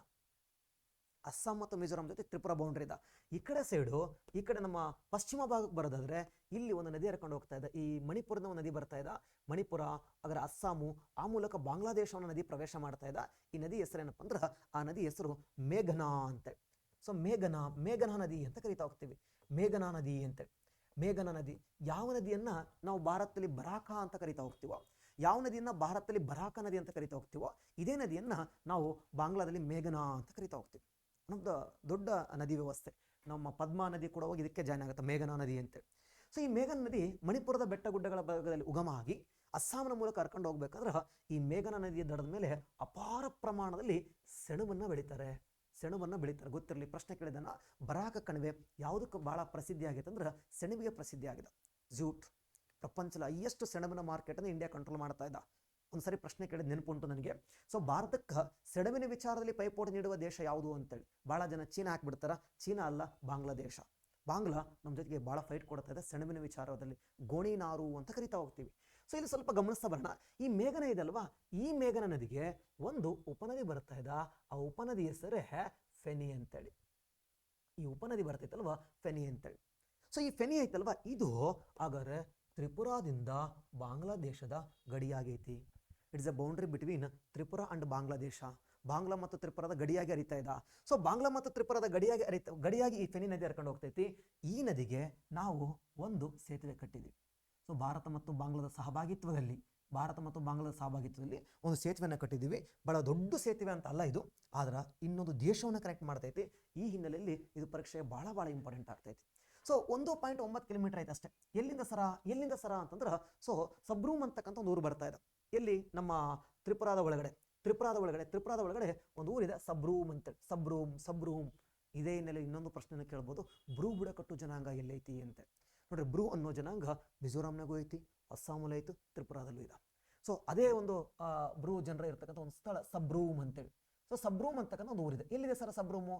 ತ್ರಿಪುರಾದ ಒಳಗಡೆ ಇದೆ. ಸೊ ತ್ರಿಪುರಾದ ಸಬ್ರೂಮಿಂದ ಬಾಂಗ್ಲಾದೇಶದ ರಾಮ್ಗಢವನ್ನು ಕನೆಕ್ಟ್ ಮಾಡ್ತಾ ಇದ್ದ. ಎಷ್ಟೋ ಸರಿ ಓದಿದರೂ ಕನ್ಫ್ಯೂಸ್ ಆಗ್ತೈತಿ. ಯಾಕೆ ಗೊತ್ತಾ? ಎಕ್ಸಾಮಲ್ಲಿ ಕೂತ್ಕೊಂಡು ರಾಮ್ಗಢ ಅಂದ ತಕ್ಷಣ ಭಾರತ ಹಾಕ್ಬಿಡ್ತಾರೆ. ಬಾಂಗ್ಲಾದೇಶ ಇಸ್ಲಾಮಿಕ್ ರಾಷ್ಟ್ರ ಅಲ್ವಾ ಸರ್? ರಾಮ್ಗಢನ? ಹೌದು. ಹಾಗಾದ್ರೆ ರಾಮ್ಗಢದಿಂದ ಸಬ್ರೂಮನ್ನ ಕನೆಕ್ಟ್ ಮಾಡ್ತೈತಿ. ಬಹಳ ದೊಡ್ಡ ಸೇತುವೆ ಅಲ್ಲ ಇದು. ಹಾಗಾದ್ರೆ 1.9 ಕಿಲೋಮೀಟರ್ ಐತಿ. Approximately 2 kilometre. 1.9 ಕಿಲೋಮೀಟರ್. ಸೊ ಇದು ಫೆನಿ ನದಿಗೆ ಅಡ್ಡಲಾಗಿ ನಾವು ನಿರ್ಮಾಣ ಮಾಡಿದ್ದೀವಿ. ಸೊ ಭಾರತದ ತ್ರಿಪುರಾದ ಸಬ್ರೂಮಿಂದ ಬಾಂಗ್ಲಾದ ರಾಮ್ಗಢವನ್ನು ಕನೆಕ್ಟ್ ಮಾಡ್ತೈತಿ. ಸ್ವಲ್ಪ ಪ್ರಶ್ನೆ ಏನಿದೆ ಅಂತ ಸ್ವಲ್ಪ ಗಮನಿಸ್ತಾ ಬರೋಣ. ಸೊ ಪ್ರಶ್ನೆ ನೋಡ್ರಿ, ಫೆನಿ ನದಿಯ ಮೇಲೆ ನಿರ್ಮಿಸಲಾದ ಮೈತ್ರಿ ಸೇತುವೆ ಭಾರತದ ರಾಮ್ಗಢವನ್ನು ಬಾಂಗ್ಲಾದ ಸಬ್ರೂಮ್ನೊಂದಿಗೆ ಸಂಪರ್ಕ ಮಾಡ್ತೈತಿ. ಹಾಗಾದ್ರೆ ಪ್ರಶ್ನೆ ಕಾನ್ಸೆಪ್ಟನ್ನು ಓದ್ಕೊಂಡಿದ್ದೀರಾ? ಪ್ರಶ್ನೆ ಈಸಿಯಾಗಿ ನಿಮ್ಗೆ ಅರ್ಥ ಆಗ್ತೈತಿ, ನಿಮಗೆ ಈಸಿಯಾಗಿ ಗೊತ್ತಾಗ್ತೈತಿ ಈ ಸ್ಟೇಟ್ಮೆಂಟ್ ರಾಂಗ್ ಅಂತೇಳಿ. ಯಾಕಂದ್ರೆ ಊರುಗಳನ್ನು ಉಲ್ಟಾ ಕೊಟ್ಟಿದ್ದಾನವ. ಭಾರತದ ರಾಮ್ಗಢ ಅಲ್ಲ, ಭಾರತದ ಸಬ್ರೂಮಿಂದ ಬಾಂಗ್ಲಾದ ರಾಮ್ಗಢವನ್ನು ಕನೆಕ್ಟ್ ಮಾಡ್ತೈತಿ. So this is the twist. ಹಾಗಾದ್ರೆ ಭಾರತದ ಸಬ್ರೂಮಿಂದ ಇಲ್ಲಿ ಸ್ವಲ್ಪ ಗಮನಿಸ್ಬೇಕು ನಾವು. ಹಾಗಾದ್ರೆ ರಾಮ್ಗಢ ಭಾರತದಲ್ಲ, ಹಾಗಾದ್ರೆ ಬಾಂಗ್ಲದ್ದು ಈ ನಗರ ಉಲ್ಟಾ ಆಗಿದಾವ. ಸೊ ಈ ಹಿನ್ನೆಲೆಯಲ್ಲಿ ಫಸ್ಟ್ ಸ್ಟೇಟ್ಮೆಂಟನ್ನು ನಾವು ಈಸಿಯಾಗಿ ಡಿಲೀಟ್ ಮಾಡ್ಬೋದು. ಈಗ ನಮ್ಗೆ ಕೆಳಗಡೆ ಆನ್ಸರ್ ಸಿಗ್ತಾವ. ಕೆಳಗಡೆ ಹೋಗ್ಬಿಟ್ರೆ ನಮಗೆ ಇವಾಗ ಏನಾಗ್ರೆ ನಾವೀಗ ಆನ್ಸರ್ನ ಸರ್ಚ್ ಮಾಡ್ಬೋದು, ಯಾವಿದಾವ ಏನಂತೇಳಿ. ಆದ್ರೆ ನಮಗೆ ಆನ್ಸರ್ ಬೇಡ, ಈ ಹಿನ್ನೆಲೆ ಬೇಕು ನಮಗೆ. ಸೊ ಆನ್ಸರ್ ಈಗ ನಮಗೆ 2 ಆನ್ಸರ್ ಎಲಿಮಿನೇಷನ್ ಮಾಡ್ಬೋದು ನಾವು ಇವಾಗ. ಸೊ ನಾವೀಗ ಆನ್ಸರ್ ಹುಡುಕಾಡೋದು ಬೇಡ. ಈಗ ನಮಗೆ ಒಂದು ಸೇತುವೆ ಗೊತ್ತಾಯಿತು. ನೆಕ್ಸ್ಟ್ ಸೇತುವೆಗೆ ಬರೋಣ, ಜುಲಾಗಢ್ ಸೇತುವೆ ಅಂತ. One the most important bridges. ಇದು ಕೂಡ ಭಾರತ ದೇಶದ ನೆರೆಯ ರಾಷ್ಟ್ರದ ಜೊತೆ ಕನೆಕ್ಟ್ ಆಗಿರ್ತಕ್ಕಂಥ ಇನ್ನೊಂದು ಸೇತುವೆ. ಯಾವುದು ಅಂತೇಳಿ ಸ್ವಲ್ಪ ಗಮನಿಸ್ತಾ ಬರೋಣ. ನೆರೆಯ ದೇಶದಿಂದ ಕನೆಕ್ಟ್ ಆಗಿರುವ ಮತ್ತೊಂದು ಸೇತುವೆ ಇದೆ. ಯಾವುದು ಸರ ಆ ಸೇತುವೆ? ಸ್ವಲ್ಪ ಇಲ್ಲಿ ಕೇಳಿಸ್ಕೊಳ್ತಾ ಬರುವ. ಈ ಕಡೆ ನಮ್ಮಲ್ಲಿ ಗರ್ವಾಲೋ ಹಿಮಾಲಯ ಅಂತ ಇದೆ, ಅಥವಾ ಕುಮಾಹೋನ್ ಹಿಮಾಲಯ ಅಂತ ಕರಿತೀವಿ. ಯಾವ ಸರ್ ಅದು ಕುಮಾಹೋನ್ ಹಿಮಾಲಯ ಅಂದ್ರೆ? ನಮ್ಮ ಉತ್ತರಾಖಂಡ ರಾಜ್ಯ ಕಂಡ್ರೆ. ಉತ್ತರಾಖಂಡ ರಾಜ್ಯ ಕ್ವಶನ್ ಪೇಪರ್ಲಿ ಗರ್ವಾಲೋ ಅಂತ ಏನಾದ್ರು ಬಂತಂದ್ರೆ ಸಾಮಾನ್ಯವಾಗಿ ಅದು ಉತ್ತರಾಖಂಡದ ಭಾಗದ್ದೇ ಆನ್ಸರ್ ಆಗಿರ್ತೈತಿ, ಗೊತ್ತಿರಲಿ. ಸೊ ಇಲ್ಲಿ ಈ ಗರ್ವಾಲ ಹಿಮಾಲಯ ಭಾಗ ಏನೈತಲ್ವಾ, ಇಲ್ಲಿಂದ ಒಂದು ನದಿ ಹರ್ಕೊಂಡು ಬರ್ತಾ ಇದೆ. ಈ ನದಿ ಹೆಸರು ಏನಪ್ಪಾ ಅಂದ್ರೆ ಕಾಳಿ ನದಿ ಅಂತೇಳಿ. ನಮ್ಮ ಉತ್ತರ ಕನ್ನಡ ಜಿಲ್ಲೆ ಬರ್ತೈತಲ್ಲ ಸರ್, ಅದಲ್ಲ. ಸೊ ಇಲ್ಲೊಂದು ಕಾಳಿ ನದಿ ಅಂತ ಬರ್ತಾ ಇದೆ. ಪರೀಕ್ಷೆಗೆ ಬಹಳ ಇಂಪಾರ್ಟೆಂಟ್ ಆದಂಥ ನದಿ ಇದು, ಕಾಳಿ ನದಿ. ಸೊ ಈ ಕಾಳಿ ನದಿಯನ್ನ ನಮ್ಮ ಭಾರತದಲ್ಲಿ ಶಾರದಾ ನದಿ ಅಂತ ಕರಿತಾ ಹೋಗ್ತೀವಿ. ಈ ಕಾಳಿ ನದಿ ಏನೈತಲ್ವ, ನೇಪಾಳದಲ್ಲಿ ಕಾಳಿ ಅಂತ ಕರಿತಾ ಹೋಗ್ತೀವಿ. ಇದನ್ನ ಉತ್ತರ ಪ್ರದೇಶದಲ್ಲಿ ನಾವು ಶಾರದಾ ಅಂತ ಕರಿತಾ ಹೋಗ್ತೀವಿ, ಶಾರದಾ ನದಿ ಅಂತ ಕರಿತಾ ಹೋಗ್ತೀವಿ. ಸೊ ಈ ಶಾರದಾ ನದಿ ಏನಾಗ್ತೈತಪ್ಪ ಅಂದ್ರೆ ಹರ್ಕೊಂಡು ಬಂದು ಗಾಗ್ರಾ ನದಿಯನ್ನ ಸೇರ್ತೈತಿ. ಈ ಗಾಗ್ರಾ ಹೋಗಿ ಗಂಗೆಯನ್ನ ಸೇರ್ತೈತಿ. ಇದು ಮುಂದೆ ನಾನು ನಿಮಗೆ ಗಂಗಾ ನದಿ ಬಗ್ಗೆ ಯಾವಾಗಾರ ಟೈಮ್ ಸಿಕ್ಕಾಗ ಮಾತಾಡಬೇಕಾದ್ರೆ ನಿಮ್ಗೆ ಹೇಳ್ತಾ ಹೋಗ್ತೀನಿ ಅಂತ. ಸೊ ಘಾಗ್ರಾ ನದಿನ ಸೇರ್ತೈತಿ. ಸೊ ನಾಳೆ ಎಕ್ಸಾಮ್ಸಲ್ಲಿ ಇದನ್ನು ಕೇಳ್ಬೋದು. ಆದರೆ ಶಾರದಾ ಯಾರನ್ನ ಸೇರ್ತೈತೆ ಅಂದರೆ ಘಾಗ್ರಾವನ್ನ ಸೇರುತ್ತಾ. ಘಾಗ್ರಾವಾಗಿ ಯಾರನ್ನ ಸೇರುತ್ತಾ ಸರ್ ಅಂದ್ರೆ ಗಂಗೆಯನ್ನು ಸೇರ್ತಾ ಹೋಗುತ್ತೆ. ಗಂಗಾ ನದಿಯ ಉಪನದಿ. ಎಸ್, ಗಂಗಾ ನದಿಯ ಯಮುನೆಯನ್ನು ಬಿಟ್ಟರೆ ಗಂಗಾ ನದಿಯ ದೊಡ್ಡ ಉಪನದಿ ಯಾವುದಂದ್ರೆ ಅದು ಘಾಗ್ರಾ ನದಿ. ಸೊ ಆ ಘಾಗ್ರಾ ನದಿಗೆ ಒಂದು ಉಪನದಿ ಶಾರದಾ. ಆದರೆ ಇದೇ ಶಾರದಾ ನದಿಯನ್ನು ಕಾಳಿ ನದಿ ಅಂತ ಕೂಡ ಕರಿತೀವಿ ನೇಪಾಳದಲ್ಲಿ. ಇಲ್ಲಿ ಎಸ್, ಈ ಕಾಳಿ ನದಿ ಐತಲ್ವಾ, ಇದು ಸ್ವಲ್ಪ ಗಮನಿಸ್ತಾ ಬರೋಣ. ನಾಳೆ ಎಕ್ಸಾಮ್ಸ್ ಹಿಂಗೂ ಕೇಳ್ಬೋದು, ಕಾಳಿ ನದಿ ಯಾವ ಯಾವ ದೇಶಗಳ ಗಡಿಯಾಗಿ ಹರಿತಾ ಐತಿ ಅಂತೇಳಿ. Chances to ask the question ಕೇಳ್ಬೋದು ನಾಳೆ. ಹಾಗಾದ್ರೆ ಸೇತುವೆನ ಕೇಳಬೇಕಂತ ಏನೂ ಇಲ್ಲ. ಹಾಗಾದ್ರೆ ಇದನ್ನು ಕೇಳ್ಬೋದು, ಹಾಗಾದ್ರೆ ಕಾಳಿ ನದಿ ಯಾವ್ಯಾವ ದೇಶಗಳ ಗಡಿಯಾಗಿ ಹರಿತೈತಿ. ಆದರೆ ಒಂದು ಕಡೆ ನೇಪಾಳ ಇದೆ, ಇನ್ನೊಂದು ಕಡೆ ಹಾಗಾದ್ರೆ ನಮ್ಮ ಭಾರತದ ಉತ್ತರಾಖಂಡ ರಾಜ್ಯ ಇದೆ. ಈ ಕಾಳಿ ನದಿಗೆ ನಿರ್ದಿಷ್ಟವಾದ ಉಗಮ ಸ್ಥಾನ ಇಲ್ಲ. ಇಂಡಿಯಾದರು ನಾವು ಇದು ಕಾಳಿ ನದಿಯ ಉಗಮ ಸ್ಥಾನ ಅಂತ ಅನ್ಕೊಂತೀವಿ. ನೇಪಾಳದಲ್ಲಿ ಹೇಳ್ತಾರೆ ಇದು ಕಾಳಿ ನದಿಯ ಉಗಮ ಸ್ಥಾನ ಅಂತೇಳಿ. ಹಿಮಾಲಯ ಭಾಗದಲ್ಲಿ ನದಿಗಳ ನಿರ್ದಿಷ್ಟ ಉಗಮ ಸ್ಥಾನವನ್ನು ಹುಡುಕೋದು ಬಹಳ ಕಷ್ಟ. ಸೊ ಈ ಹಿಮಾಲಯದ ಭಾಗದಲ್ಲಿ ಈ ಕಾಳಿ ನದಿ ನಿರ್ದಿಷ್ಟವಾದ ಉಗಮ ಸ್ಥಾನ ಇಲ್ಲ. ಇದೇ ನಮಗೆ ದೊಡ್ಡ ಸಮಸ್ಯೆ ಆಗಿ ಕುಂತೈತಿ. ಆ ಸಮಸ್ಯೆ ಏನು ಅಂತಂದು ಹೇಳ್ಬಿಡ್ತೀನಿ, ಕೇಳಿಸ್ಕೊಳ್ಳಿ. ಸೊ 1816ರಲ್ಲಿ ಭಾರತ ಮತ್ತು ನೇಪಾಳದ ಮಧ್ಯೆ ಒಂದು ಒಪ್ಪಂದ ಆಗ್ತಾ ಹೋಯ್ತು, ಸುಗೌಲಿ ಒಪ್ಪಂದ ಅಂತೇಳಿ. ಆಂಗ್ಲೋ ನೇಪಾಳ ಯುದ್ಧದ ನಂತರ ಒಂದು ಒಪ್ಪಂದ ಆಗ್ತಾ ಹೋಯ್ತು. ಆಂಗ್ಲೋ ನೇಪಾಳ ಯುದ್ಧದ ಸಂದರ್ಭದಲ್ಲಿ ಒಂದು ಒಪ್ಪಂದ ಆಗ್ತಾ ಹೋಯ್ತು, ಸುಗೌಲಿ ಒಪ್ಪಂದ ಅಂತೇಳಿ. ಸೊ ಈ ಸುಗೌಲಿ ಒಪ್ಪಂದ ಏನಾಯ್ತಲ್ವಾ, ಈ ಸುಗೌಲಿ ಒಪ್ಪಂದದಲ್ಲಿ ಒಂದು ಅಂಶವನ್ನು ಆ್ಯಡ್ ಮಾಡಿದ್ದೀವಿ. ಏನಪ್ಪ ಅಂದ್ರೆ ಕಾಳಿ ನದಿ ಅನ್ನೋದು ಭಾರತ ಮತ್ತು ನೇಪಾಳದ ಗಡಿ ಭಾಗ ಅಂತೇಳಿ. ಭಾರತ ಮತ್ತು ನೇಪಾಳದ ಗಡಿ ಭಾಗ. ಎಸ್, ಹಾಗಾದ್ರೆ ಈ ಕಾಳಿ ನದಿ ಐತಲ್ವಾ, ಈ ಕಾಳಿ ನದಿ ನಿರ್ದಿಷ್ಟವಾದ ಉಗಮ ಸ್ಥಾನ ಇಲ್ಲ ಕಣ್ರಿ. ಅವ್ರು ಹೇಳ್ತಾರೆ ಭಾರತ ಮತ್ತು ನೇಪಾಳದ ಗಡಿ ಅಂತೇಳಿ. ಹಾಗಾದ್ರೆ ಇವೆರಡರಲ್ಲಿ ಮೇಲ್ಗಡೆ ಎರಡರಲ್ಲಿ ಯಾವುದು ಕಾಳಿ ನದಿ? ನಮ್ಗಲ್ಲ. ಆ ಕಾಳಿ ನದಿಯ ಮೂಲ ಯಾವುದು ಅಂತೇಳಿ ಯಾರಿಗೂ ಗೊತ್ತಿಲ್ಲ. ಬಟ್ ಆದರೆ ಭಾರತದ ವಾದ ಏನಪ್ಪ ಅಂದ್ರೆ ಇದು ಕಾಳಿ ನದಿ, ದಿಸ್ ಇಸ್ ದ ಟ್ರಿಬ್ಯೂಟರಿ ಅಂತೇಳಿ. ಆದರೆ ನೇಪಾಳ ಹೇಳ್ತೈತಿ ಇಲ್ಲ, ಇದೇ ಕಾಳಿ ನದಿ, ಇದೇ ಉಪನದಿ ಅಂತೇಳಿ. ಸೊ ಈ ಹಿನ್ನೆಲೆಯಲ್ಲಿ ಈ ಮಧ್ಯೆ ಇರತಕ್ಕಂಥ ಪ್ರದೇಶ ಏನೈತಲ್ವಾ, ಈ ಪ್ರದೇಶ ಒಂದು ವಿವಾದಾತ್ಮಕ ಪ್ರದೇಶ ಆಗೈತಿ. ಹಾಗಾದ್ರೆ ನಾಳೆ ಪರೀಕ್ಷೆಯಲ್ಲಿ ಹಾಗಾದ್ರೆ ನಿಮಗೆ ಈ ಜುಲಾಗಢ ಸೇತುವೆನೇ ಕೇಳಬೇಕಂತ ಏನೂ ಇಲ್ಲ, ಈ ಪ್ರದೇಶದ ಬಗ್ಗೆನೂ ಪ್ರಶ್ನೆ ಕೇಳ್ಬೋದು. ಹಾಗಾದ್ರೆ ಯಾವುದು ಸರ್ ಈ ಪ್ರದೇಶ? ಹಾಗಾದ್ರೆ ಸ್ವಲ್ಪ ಇಲ್ಲಿ ಗಮನಿಸ್ತಾ ಹೋಗಿ. ಇಲ್ಲಿ ಸ್ವಲ್ಪ ಚೀನಾ ಕೂಡ ಟಚ್ ಆಗ್ತೈತಿ. ಚೀನಾ ನೇಪಾಳ ಹಾಗಾದ್ರೆ ಭಾರತನೂ ಈ ಮೂರೂ ದೇಶಗಳು ಸೇರ್ಕೊಳ್ಳೋ ಈ ಜಾಗ ಐತಲ್ವಾ, ಈ ಜಾಗನ್ನ ನಾವು ಕಾಲಪಾನಿ ಅಂತ ಕರಿತಾ ಹೋಗ್ತೀವಿ. ಕಾಲಪಾನಿ. ಆದರೆ ಕಾಲಪಾನಿ ಅಂದ ತಕ್ಷಣ ಸರ ಅಂಡಮಾನ್ ನಿಕೋಬಾರ್ನಾಗ ಐತಲ್ಲ ಜೈಲು, ಅಲ್ಲ. ಅದು ಹೆಸರು ಕಾಲಪಾನಿನೇ. ಅಂಡಮಾನ್ ನಿಕೋಬಾರದಲ್ಲಿನ ಸೆಲ್ಯುಲರ್ ಜೈಲು ಐತಲ್ವಾ, ಅದಕ್ಕೂ ಕಾಲಪಾನಿ ಅಂತ ಕರಿತೀವಿ. ಶ್ರೀ ವಿಜಯಪುರಂ ನಗರದಲ್ಲಿದ್ದ ಅಂಡಮಾನ್ ನಿಕೋಬಾರ ರಾಜಧಾನಿ ಶ್ರೀ ವಿಜಯಪುರಂ, ಪೋರ್ಟ್ ಬ್ಲೇರ್ ಅಂತ ಏನು ಕರಿತಾ ಇದ್ರಲ್ಲ ಮುಂಚೆ, ಅದೇ ನಗರ. ಎಸ್, ಈ ಕಾಲಪಾನಿ ನಗರ ಐತಲ್ವ, ಇದೊಂದು ವಿವಾದಾತ್ಮಕ ಸ್ಥಳ. ಯಾಕೆ ವಿವಾದ ಆಯಿತು ಸರ? ಈಗ ತಾನೇ ಹೇಳ್ತಾ ಹೋದೆ, ಕಾಳಿ ನದಿಯ ಉಗಮ ಸ್ಥಾನ ಯಾವುದು ಅಂತ ನಮಗೆ ನಿಖರವಾಗಿ ಗೊತ್ತಿಲ್ಲ. ದೆನ್ ಅಗೇನ್ ಈ ಕಡೆ ಸೈಡ್ ಬರೋಣ. ಇದ್ರ ಪಕ್ಕದಲ್ಲಿ ಇನ್ನೊಂದು ಪ್ಲೇಸ್ ಇದೆ, ಲಿಂಪಿಯಾದುರಾ ಅಂತೇಳಿ. ಲಿಂಪಿಯಾದುರಾ ಅಂತೇಳಿ ಯಾವ ಎಕ್ಸಾಮ್ಸ್ ಅಲ್ಲಿ ಬೇಕಾದ್ರೂ ಪ್ರಶ್ನೆ ಬರ್ಬೋದು ಇದು. ಆದರೆ ಕಾಲಪಾನಿ, ಲಿಂಪಿಯಾದುರಾ ಅಂತಕ್ಕಂಥ ವಿವಾದಾತ್ಮಕ ಪ್ರದೇಶಗಳು ಯಾವ ಎರಡು ದೇಶಗಳ ಮಧ್ಯೆ ಕಂಡು ಬರ್ತವೆ? ಭಾರತ ಯಾವ ದೇಶದ ಜೊತೆ ಕಾಲಪಾನಿ ವಿವಾದ ಹೊಂದೈತಿ, ಅಥವಾ ಭಾರತ ನೇಪಾಳ ಜೊತೆ ಯಾವ ಸ್ಥಳಕ್ಕಾಗಿ ವಿವಾದಗಳನ್ನು ಸೃಷ್ಟಿ ಮಾಡ್ಕೊಂಡೈತಿ ಅಂತ ಪ್ರಶ್ನೆ ಕೇಳ್ಬೋದು, ಕಾಲಪಾನಿ ಮತ್ತು ಲಿಂಪಿಯಾದುರಾ. ಈ ಹಿನ್ನೆಲೆಯಲ್ಲಿ ಇನ್ನೊಂದು ಪ್ಲೇಸ್ ಅನ್ನ ನಾನು ಹೇಳ್ಬೇಕು, ತುಂಬಾ ಇಂಪಾರ್ಟೆಂಟ್ ಪ್ಲೇಸ್. ಅದು ಯಾವುದು ಗೊತ್ತಾ? ಅದರ ಹೆಸರು ಲಿಪು ಲೇಕ್ ಅಂತೆ. Lipu lake pass. ಹಾಗಾದ್ರೆ ಲಿಪು ಲೇಕ್ ಕಣಿವೆ ಅಂತೇಳಿ, ಲಿಪು ಲೇಕ್ ಕಣಿವೆ ಪ್ರದೇಶ, ಲಿಪು ಲೇಕ್ ಕಣಿವೆ ಅಂತೇಳಿ ಒಂದು ಪ್ಲೇಸ್ ಇದೆ. ನಾವು ನಾರ್ಮಲ್ ಆಗಿ ಇಂಡಿಯಾದಿಂದ ಈ ಚೀನಾದ ಟಿಬೆಟ್ ಭಾಗಕ್ಕೆ ಹೋಗಕ್ಕೆ, ಟಿಬೆಟ್ನ ಕೈಲಾಸ ಪರ್ವತ ಏನೈತಲ್ವಾ, ಈ ಕೈಲಾಸ ಪರ್ವತಕ್ಕೆ ಹೋಗಕ್ಕೆ ಇದು ಬೆಸ್ಟ್ ಮಾರ್ಗ ಕಂಡ್ರಿ. ಲಿಪು ಲೇಕ್ ಮೂಲಕ ನಾವು ಬಹಳ ಸುಲಭವಾಗಿ ಹೋಗ್ಬೋದು. ಆದ್ರೆ ಇದು ವಿವಾದಾತ್ಮಕ ಸ್ಥಳ ಆಗಿರೋದ್ರಿಂದ ಇವತ್ತು ನಮ್ಮ ಸಮಸ್ಯೆ ಏನಾಗಿದೆ ಅಂದ್ರೆ, ಸಿಕ್ಕಿಮಿಂದ ನಾವು ಹಿಮಾಲಯಕ್ಕೆ ಹೋಗ್ತಾ ಇದ್ದೀವಿ. ಯಾವುದಕ್ಕೆ? ನಮ್ಮ ಕೈಲಾಸ ಪರ್ವತಕ್ಕೆ. ಇಲ್ಲಿ ಏನು ಅಪರೂಪದ ಸಂದರ್ಭದಲ್ಲಿ ಮಾತ್ರ ನೇಪಾಳ ಜೊತೆ ಒಂದು ಬಯಲಾಟಲ್ ಅಗ್ರಿಮೆಂಟ್ ಮೂಲಕ ನಾವು ಬಿಡ್ತಾ ಹೋಗ್ತೀವಿ. ಸೊ ಸಾಮಾನ್ಯವಾಗಿ ಇಲ್ಲಿ ಏನು ಮಾಡ್ತಾರಪ್ಪ ಅಂದ್ರೆ ಇದನ್ನ ಕ್ಲೋಸ್ ಮಾಡ್ತೀವಿ, ಇಲ್ಲಿ ಯಾರು ಬಿಡಲ್ಲ. ಸೊ ಈ ಲಿಪು ಲೇಕು, ಕಾಲಪಾನಿ, ಲಿಂಪಿಯಾದುರಾ ಈ ಮೂರು ಕೂಡ ಭಾರತ ಮತ್ತು ನೇಪಾಳದ ನಡುವೆ ಇರತಕ್ಕಂಥ ಡಿಸ್ಪ್ಯೂಟ್ ರೀಜನ್ಸ್, ವಿವಾದಾತ್ಮಕ ಪ್ರದೇಶಗಳು. ಇನ್ನೂ ಒಂದು ಪ್ರದೇಶದ ಸುಸ್ತಾ ಅಂತೇಳಿ, ನಾನೀಗ ಅದ್ರ ಬಗ್ಗೆ ಮಾತಾಡಲ್ಲ, ನಾನು ಈ ಭಾಗದ ಬಗ್ಗೆ ಅಷ್ಟೇ ಮಾತಾಡ್ತಾ ಹೋಗ್ತೀನಿ. ಸುಸ್ತಾ ಅಂತ ಬರುತ್ತಾ, ಅದು ನೇಪಾಳದ ವಿವಾದಾತ್ಮಕ ಪ್ರದೇಶ. ಅದು ಯಾವಾಗ ನನ್ನ ಗಂಡಕಿ ಬಗ್ಗೆ ಮಾತಾಡೋಬೇಕಾದ್ರೆ ಹೇಳ್ತಾ ಹೋಗ್ತೀನಿ ಅಂತ. ಇಲ್ಲಿ ಈ ಕಾಳಿ ನದಿ ಏನೈತಲ್ವಾ, ಈ ಕಾಳಿ ನದಿಗೆ ಒಂದು ಸೇತುವೆ ನಿರ್ಮಾಣ ಮಾಡಿದ್ದೀವಿ, ಚಿಕ್ಕ ಸೇತುವೆ ನಿರ್ಮಾಣ ಮಾಡಿದ್ದೀವಿ. ಯಾವುದು ಸರ ಆ ಸೇತುವೆ ಅಂತಂದ್ರೆ, ಆ ಸೇತುವೆ ಹೆಸರು, ಹಾಗಾದ್ರೆ ಆ ಸೇತುವೆಯನ್ನು ನಾವು ಗಮನಿಸ್ತಾ ಹೋದ್ರೆ ಪಿತ್ರೋಗಢ ಅಂತಕ್ಕಂಥ ಒಂದು ಊರು ಬರ್ತೈತಿ. ಎಸ್, ನಮ್ಮ ಯಾವುದು ಈ ಉತ್ತರಾಖಂಡ ರಾಜ್ಯದ ಒಳಗಡೆ ಪಿತ್ರೋಗಢ ಅಂತ ಒಂದು ಊರು ಬರ್ತೈತಿ. ಆ ಊರಿನ ಸಮೀಪದಲ್ಲಿ ನಿರ್ಮಾಣ ಮಾಡಿರ್ತಕ್ಕಂಥದ್ದು ಎಸ್ ಜುಲಾಗಢ ಸೇತುವೆ ಅಂತೇಳಿ. ಜುಲಾಗಢ ಸೇತುವೆ, ಊರ ಹೆಸರು ಪಿತ್ರೋಗಢ, ಪಿತ್ರೋಗಢ ಅಂತ ಕರಿತೀವಿ. ಆದರೆ ಸೇತುವೆ ಹೆಸರು ಜುಲಾಗಢ. ಜುಲಾಗಢ ಸೇತುವೆ ಅಂದ್ರೂ ಒಂದೇ, ಪಿತ್ರೋಗಢ ಸೇತುವೆ ಅಂದ್ರೂ ಕೂಡ ಒಂದೇ. ಆ ಊರ ಹೆಸರು ಪಿತ್ರೋಗಢ, ಸೇತುವೆ ಹೆಸರು ಜುಲಾಗಢ. ಜುಲಾಗರ್ ಅಂತ ಕೊಡ್ತಾನೆ. ಜುಲಾಗರ್ ಅಂದ್ರು ಅದೇ, ಜುಲಾಗಢ ಅಂದ್ರು ಅದೇ. ಗರ್ರು ಗಡು ವ್ಯತ್ಯಾಸ ಆಗ್ತವೆ. ಆದರೆ ಛತ್ತೀಸ್ಗಢ ಆ ರೀತಿ. ಆದರೆ ಜುಲಾಗಢ ಸೇತುವೆ ಭಾರತವನ್ನು ಮಯನ್ಮಾರ್ನೊಂದಿಗೆ ಸಂಪರ್ಕಿಸುತ್ತದೆ ಅಂತ ಪ್ರಶ್ನೆ ಕೇಳಿದಾನ. ಈಸಿಯಾಗಿ ನಾವು ಎಲಿಮಿನೇಷನ್ ಮಾಡ್ಬೋದು. ಆದರೆ ಇಷ್ಟ ತನಕ ನಾವೆಲ್ಲ ಮಾತಾಡಿದ್ವಿ, ಗೊತ್ತಾಗಿದೆ ನಿಮಗೆ. ಮಯನ್ಮಾರ್ ಅಲ್ಲ, ಅದು ನೇಪಾಳ ಜೊತೆ ಕನೆಕ್ಟ್ ಮಾಡ್ತೈತಿ. ಎರಡು ಎಲಿಮಿನೇಷನ್ ಆದ ಬಂದಮೇಲೆ ನಮ್ಗೆ ಈಸಿಯಾಗಿ ಆನ್ಸರ್ ಸಿಕ್ತು. ಎರಡೂ ರಾಂಗು. ಆದರೆ ಇಲ್ಲೂ ರಾಂಗ್, ಇಲ್ಲೂ ಐತಿ. ಹಾಗಾದರೆ ಬಿಡಿ ಸರ್, ಗೊತ್ತಾಯಿತು, ಮೂರನೇದೊಂದೇ ಕರೆಕ್ಟು, ಮೂರನೇದು ರೈಟ್ ಆಗಿರಲೇಬೇಕಲ್ವೇ. ನಮಗೆ ಆನ್ಸರ್ ಬೇಡ, ನಮಗೆ ಬೇಕಾಗಿರೋದು ಈ ಸೇತುವೆ ಬಗ್ಗೆ ಮಾಹಿತಿ. ಯಾಕಂದ್ರೆ ನಾಳೆ ಎಕ್ಸಾಮ್ಸಲ್ಲಿ ಇದೇ ಪ್ರಶ್ನೆ ಬರ್ತಾಯಿದೆ ಅಂತ ಹೇಳಲ್ಲ. ಒಂದು ಸೇತುವೆ ತಗೊಂಡು ನಿಮ್ಮ ಎಕ್ಸಾಮ್ಸಲ್ಲಿ ಪ್ರಶ್ನೆ ಕೇಳ್ತಾರೆ. ಹಾಗಾದ್ರೆ ಸ್ವಲ್ಪ ಗಮನಿಸ್ತಾ ಬೇಡ. ಮೇಚಿ ಸೇತುವೆ ಏನು ಸರ್? ಮೇಚಿ ಸೇತುವೆ ಇದೊಂದು ಸರಿ ಇದೆ ಅಂತ ಗೊತ್ತಾಗಿದೆ ನಮಗೆ ಆನ್ಸರ್. ಮೇಚಿ ಸೇತುವೆ ಓದ್ಕೊಳ್ಳೋಣ ಏನಿದೆ ಅಂತೇಳಿ. ಮೇಚಿ ಸೇತುವೆ ಆದರೆ ಮತ್ತೆ ಅದರ ರಸ್ತೆಗಳು ಆದರೆ ಭಾರತದ ಪನಿಟಂಕಿ ಅಂತ ಒಂದು ಊರಿದೆ ವೆಸ್ಟ್ ಬೆಂಗಾಳಲ್ಲಿ. ಪನಿಟಂಕಿ ಅನ್ನೋ ಊರಿಂದ ಏನು ಮಾಡ್ತೈತಪ್ಪ ಅಂದ್ರೆ ನೇಪಾಳದ ಕಕ್ಕರವಿತ್ತಾವನ್ನು ಕನೆಕ್ಟ್ ಮಾಡ್ತೈತಿ. ನೇಪಾಳದ ಕಕ್ಕರವಿತ್ತ ಅಥವಾ ಪಾನಿಟಂಕಿಯಿಂದ ಕಕ್ಕರವಿತ್ತವನ್ನು ಕನೆಕ್ಟ್ ಮಾಡ್ತಾ ಇದ್ದ. ಎಲ್ಲಿದೆ ಸ್ವಲ್ಪ ಗಮನಿಸ್ತಾ ಬಂದ್ಬಿಡೋಣ. ಈ ಪನಿಟಂಕಿ ಅನ್ನೋದು ಎಲ್ಲಿದೆ ಅಂತೇಳಿ ಸ್ವಲ್ಪ ಗಮನಿಸ್ತಾ ಬಂದ್ಬಿಡೋಣ. ಹಾಗಾದ್ರೆ ಈ ಕಡೆ ಬಂದ್ರೆ ವೆಸ್ಟ್ ಬೆಂಗಾಲ್. ಹಾಗಾದ್ರೆ ಬೇರೆ ದೇಶದ ಜೊತೆ ನೆರೆಯ ರಾಷ್ಟ್ರಗಳೊಂದಿಗೆ ಗಡಿ ಹೊಂದಿರುವ ಅತಿ ಹೆಚ್ಚು ಗಡಿ ಹೊಂದಿರುವ ರಾಜ್ಯ ಯಾವುದಂದ್ರೆ ವೆಸ್ಟ್ ಬೆಂಗಾಳು. ನಿಮ್ಮ UPSC ಪೇಪರ್ಲಿ ಇದು ಕೂಡ ಇದೆ ಏನಂತೇಳಿ. ಹಾಗಾದ್ರೆ ಬೇರೆ ದೇಶದೊಂದಿಗೆ ಅತಿ ಹೆಚ್ಚು ಗಡಿ ಹೊಂದಿರೋ ರಾಜಸ್ಥಾನ ಅಂತ ಹೇಳೋನೆ. ರಾಜಸ್ಥಾನ ಅಲ್ಲ, ರಾಜಸ್ಥಾನ 1027 ಕಿಲೋಮೀಟರ್ ಗಡಿ ಇದೆ ಪಾಕಿಸ್ತಾನ ಜೊತೆ. ವೆಸ್ಟ್ ಬೆಂಗಾಲ್ ಹತ್ರ ಮೋರ್ ದೆನ್ 2000 ಬರುತ್ತೆ. ಬೇರೆ ದೇಶದೊಂದಿಗೆ ಅತಿ ಹೆಚ್ಚು ಗಡಿ ಹೊಂದಿರೋದು ವೆಸ್ಟ್ ಬೆಂಗಾಲ್. ಹಾಗಾದ್ರೆ ವೆಸ್ಟ್ ಬೆಂಗಾಲ್ ಬಿಟ್ಟರೆ ನೆಕ್ಸ್ಟ್ ಸಿಕ್ಕಿಂ ಇದೆ, ಆನಂತರ ಅರುಣಾಚಲ ಪ್ರದೇಶ ಇದೆ. ಹಾಗಾದ್ರೆ ಇಲ್ಲಿ ಬರೋಣ ಈ ಕಡೆ. ಹಾಗಾದ್ರೆ ವೆಸ್ಟ್ ಬೆಂಗಾಲ್ ಇಲ್ಲಿ ಸ್ವಲ್ಪ ಸಿಕ್ಕಿಂ ಟಚ್ ಆಗುತ್ತಾ. ನೀವು ಜಿಯೋಗ್ರಫಿಯಲ್ಲಿ ಮ್ಯಾಪ್ನ ಚೆನ್ನಾಗಿ ಗಮನಿಸಬೇಕು. ಇದು ಕೂಡ ಅದೇ ಪ್ರಶ್ನೆ ಪತ್ರಿಕೆಯಲ್ಲಿ ಪ್ರಶ್ನೆ ಇದೆ. ಹಾಗಾದ್ರೆ ಸಿಕ್ಕಿಂ ಯಾವ ರಾಜ್ಯ ಜೊತೆ ಗಡಿ ಐತಿ ಅಂತೇಳಿ ವೆಸ್ಟ್ ಬೆಂಗಾಳು. ಹಾಗಾದ್ರೆ this is the West Bengal. ಇಲ್ಲಿ ವೆಸ್ಟ್ ಬೆಂಗಾಲ್ ಇದೆ, ಈ ಕಡೆ ವೆಸ್ಟ್ ಬೆಂಗಾಲ್ ಇದೆ. ಈ ವೆಸ್ಟ್ ಬೆಂಗಾಲ್ ಈ ಕಡೆ ವೆಸ್ಟ್ ಬೆಂಗಾಲ್ ಐತಲ್ವಾ, ಈ ವೆಸ್ಟ್ ಬೆಂಗಾಲು ಇಲ್ಲಿ ಒಂದು ನದಿ ಬರ್ತಾ ಇದೆ ಗಂಗಾ ಅಂತೇಳಿ. ಇಲ್ಲಿ ಫರಕ್ಕಾ ಅಂತಕ್ಕಂಥ ಒಂದು ಬ್ಯಾರೇಜ್ ಕಟ್ಟಾರೆ. ಈ ಗಂಗಾ ನದಿಗೆ ವೆಸ್ಟ್ ಬೆಂಗಾಲಿನ ಒಂದು ನದಿ ಹರ್ಕೊಂಡು ಬಂದು ಜಾಯ್ನ್ ಆಗ್ತೈತಿ. ಗಂಗಾ ನದಿಗೆ ಒಂದು ನದಿ ಬಂದು ಜಾಯ್ನ್ ಆಗ್ತೈತಿ. ಯಾವುದು ಸರ್ ಆ ನದಿ ಅಂದ್ರೆ ಗಂಗಾ ನದಿಗೆ ವೆಸ್ಟ್ ಬೆಂಗಾಲಿಂದ ಬಂದು ಸಂಗಮ ಆಗುವ ನದಿ ಯಾವುದಂದ್ರೆ ಮಹಾನಂದಿ ಅಂತೇಳಿ. ಕನ್ಫ್ಯೂಸ್ ಮಾಡ್ಕೊಳಕ್ ಹೋಗ್ಬೇಡ್ರಿ. ಮಹಾನದಿ ಒಡಿಶಾದ ಜೀವನದಿ, ಇದು ಮಹಾನಂದಿ ಅಂತೇಳಿ.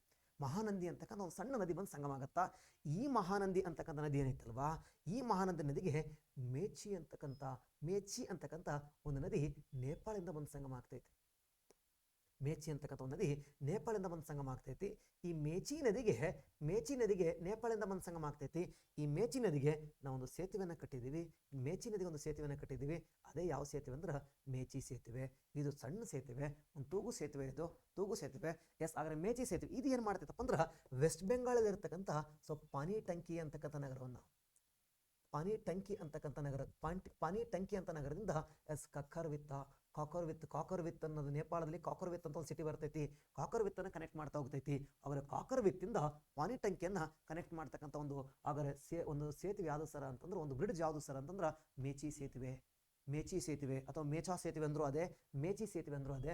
ಆದರೆ ಮೇಚಾ ಸೇತುವೆ ಅದರ ರಸ್ತೆಗಳು ಭಾರತದ ಪಾನಿಟಂಕಿ ಬೈಪಾಸ್ ಅನ್ನು ನೇಪಾಳದ ಕಾಕರವಿತ್ತ ನಗರದ ಜೊತೆ ಕನೆಕ್ಟ್ ಮಾಡ್ತೈತೆ ಅಂತ ಹೇಳುತ್ತಾನೆ. So this statement is right. ಎರಡು ರಾಂಗ್ ಇದಾವೆ. ಆನ್ಸರ್ 3 ಅಂತ ಗೊತ್ತಾಯಿತು. ಕ್ವಶನ್ ಅಷ್ಟೇ ಓದ್ಕೊಂಡು ಹೋದ್ರೆ ನೆಕ್ಸ್ಟ್ ಎಕ್ಸಾಮ್ಸ್ಗೆ ಹೆಲ್ಪ್ ಆಗಲ್ಲ, ಇನ್ನೆಲ್ಲ ತಿಳ್ಕೊಬೇಕು. ಹಾಗಾದರೆ ಈ ಪ್ರಶ್ನೆಯಲ್ಲಿ ನಾವೇನೇನು ಅರ್ಥ ಮಾಡ್ಕೊಂಡಿವಿ ಅಂತಂದರೆ, ಹಾಗಾದರೆ ಫೆನಿ ಸೇತುವೆ ತಿಳ್ಕೊಂಡ್ವೆ, ಬರಾಕ ಕಣಿವೆ ಬಗ್ಗೆ ತಿಳ್ಕೊಂಡ್ವೆ, ತ್ರಿಪುರ ರಾಜ್ಯದ ಬಗ್ಗೆ ತಿಳ್ಕೊಂಡ್ವೆ, ತ್ರಿಪುರ ಮಿಜೋರಾಂ ಜೊತೆ ಗಡಿ ಐತಿ ಅಂತ ತಿಳ್ಕೊಂಡ್ವೆ, ಕಾಲಪಾನಿ ವಿವಾದ ಗೊತ್ತಾಗ್ತಾ ಹೋಯ್ತು, ಕಾಳಿ ನದಿ ಹೆಂಗೆ ಬರುತ್ತೆ ಅಂತ ಗೊತ್ತಾಯಿತು, ಜೊತೆಗೆ ಮಹಾನದಿ ಬಗ್ಗೆ ಗೊತ್ತಾಗ್ತಾ ಹೋಯ್ತು. ಇಷ್ಟು ಎಸ್. ಆದರೆ ಈ ಒಂದು ಪ್ರಶ್ನೆಯನ್ನು ನೆಪವನ್ನು ಮಾಡಿಕೊಂಡು ಇಷ್ಟು ಅಂಶಗಳನ್ನು ನಾವು ಗಮನಿಸಿದ್ದೀವಿ. ಸ್ವಲ್ಪ ಗಮನಿಸ್ತಾ ಬರೋಣ, ಮತ್ತೆ ಯಾವ ಪ್ರಶ್ನೆಗಳನ್ನು ಬರ್ತವೆ ಅಂತೇಳಿ ಒಂದು ಸ್ವಲ್ಪ ಗಮನಿಸ್ತಾ ಹೋಗುವ. ಎಸ್. ಯಾವುದಪ್ಪ ಅಂತಂದ್ರೆ ಇಲ್ಲೊಂದು ಪ್ರಶ್ನೆ ಇದೆ. ಯಾವುದು ಈ ಪ್ರಶ್ನೆ ಅಂತಂದ್ರೆ, ಏಕಾ ಚಳವಳಿ ಮತ್ತು ಬಾರ್ಡೋಲಿ ಸತ್ಯಾಗ್ರಹದ ಕುರಿತು ಈ ಕೆಳಗಿನ ಹೇಳಿಕೆಗಳಲ್ಲಿ ಯಾವುದು ಸರಿಯಾಗಿದೆ? ನಿಮಗೇನಾದರೂ ವಿಡಿಯೋ ಫಾಸ್ಟ್ ಆಯಿತು ಅನಿಸಿದ್ರೆ ಸ್ವಲ್ಪ ಸ್ಲೋ ಮೋಷನ್ ಇಟ್ಕೊಂಡು ನೋಡ್ತಾ ಹೋಗಿ. ಯಾಕಂದ್ರೆ ಜಾಸ್ತಿ ಪ್ರಶ್ನೆಗಳಿರೋದ್ರಿಂದ ನಾನು ಸ್ವಲ್ಪ ಬೇಗ ಆಯಿತು, ಸ್ವಲ್ಪ ಸ್ಪೀಡ್ ಆಯಿತು ಅಂತಂದ್ರೆ ನೀವು ಸ್ವಲ್ಪ ಸ್ಲೋ ಮೋಷನ್ ಇಟ್ಕೊಂಡು ಸ್ವಲ್ಪ ವರ್ಕ್ ಮಾಡ್ತಾ ಹೋಗಿ, ತುಂಬ ಇಂಪಾರ್ಟೆಂಟ್ ಆಗ್ತಾ ಹೋಗುತ್ತೆ.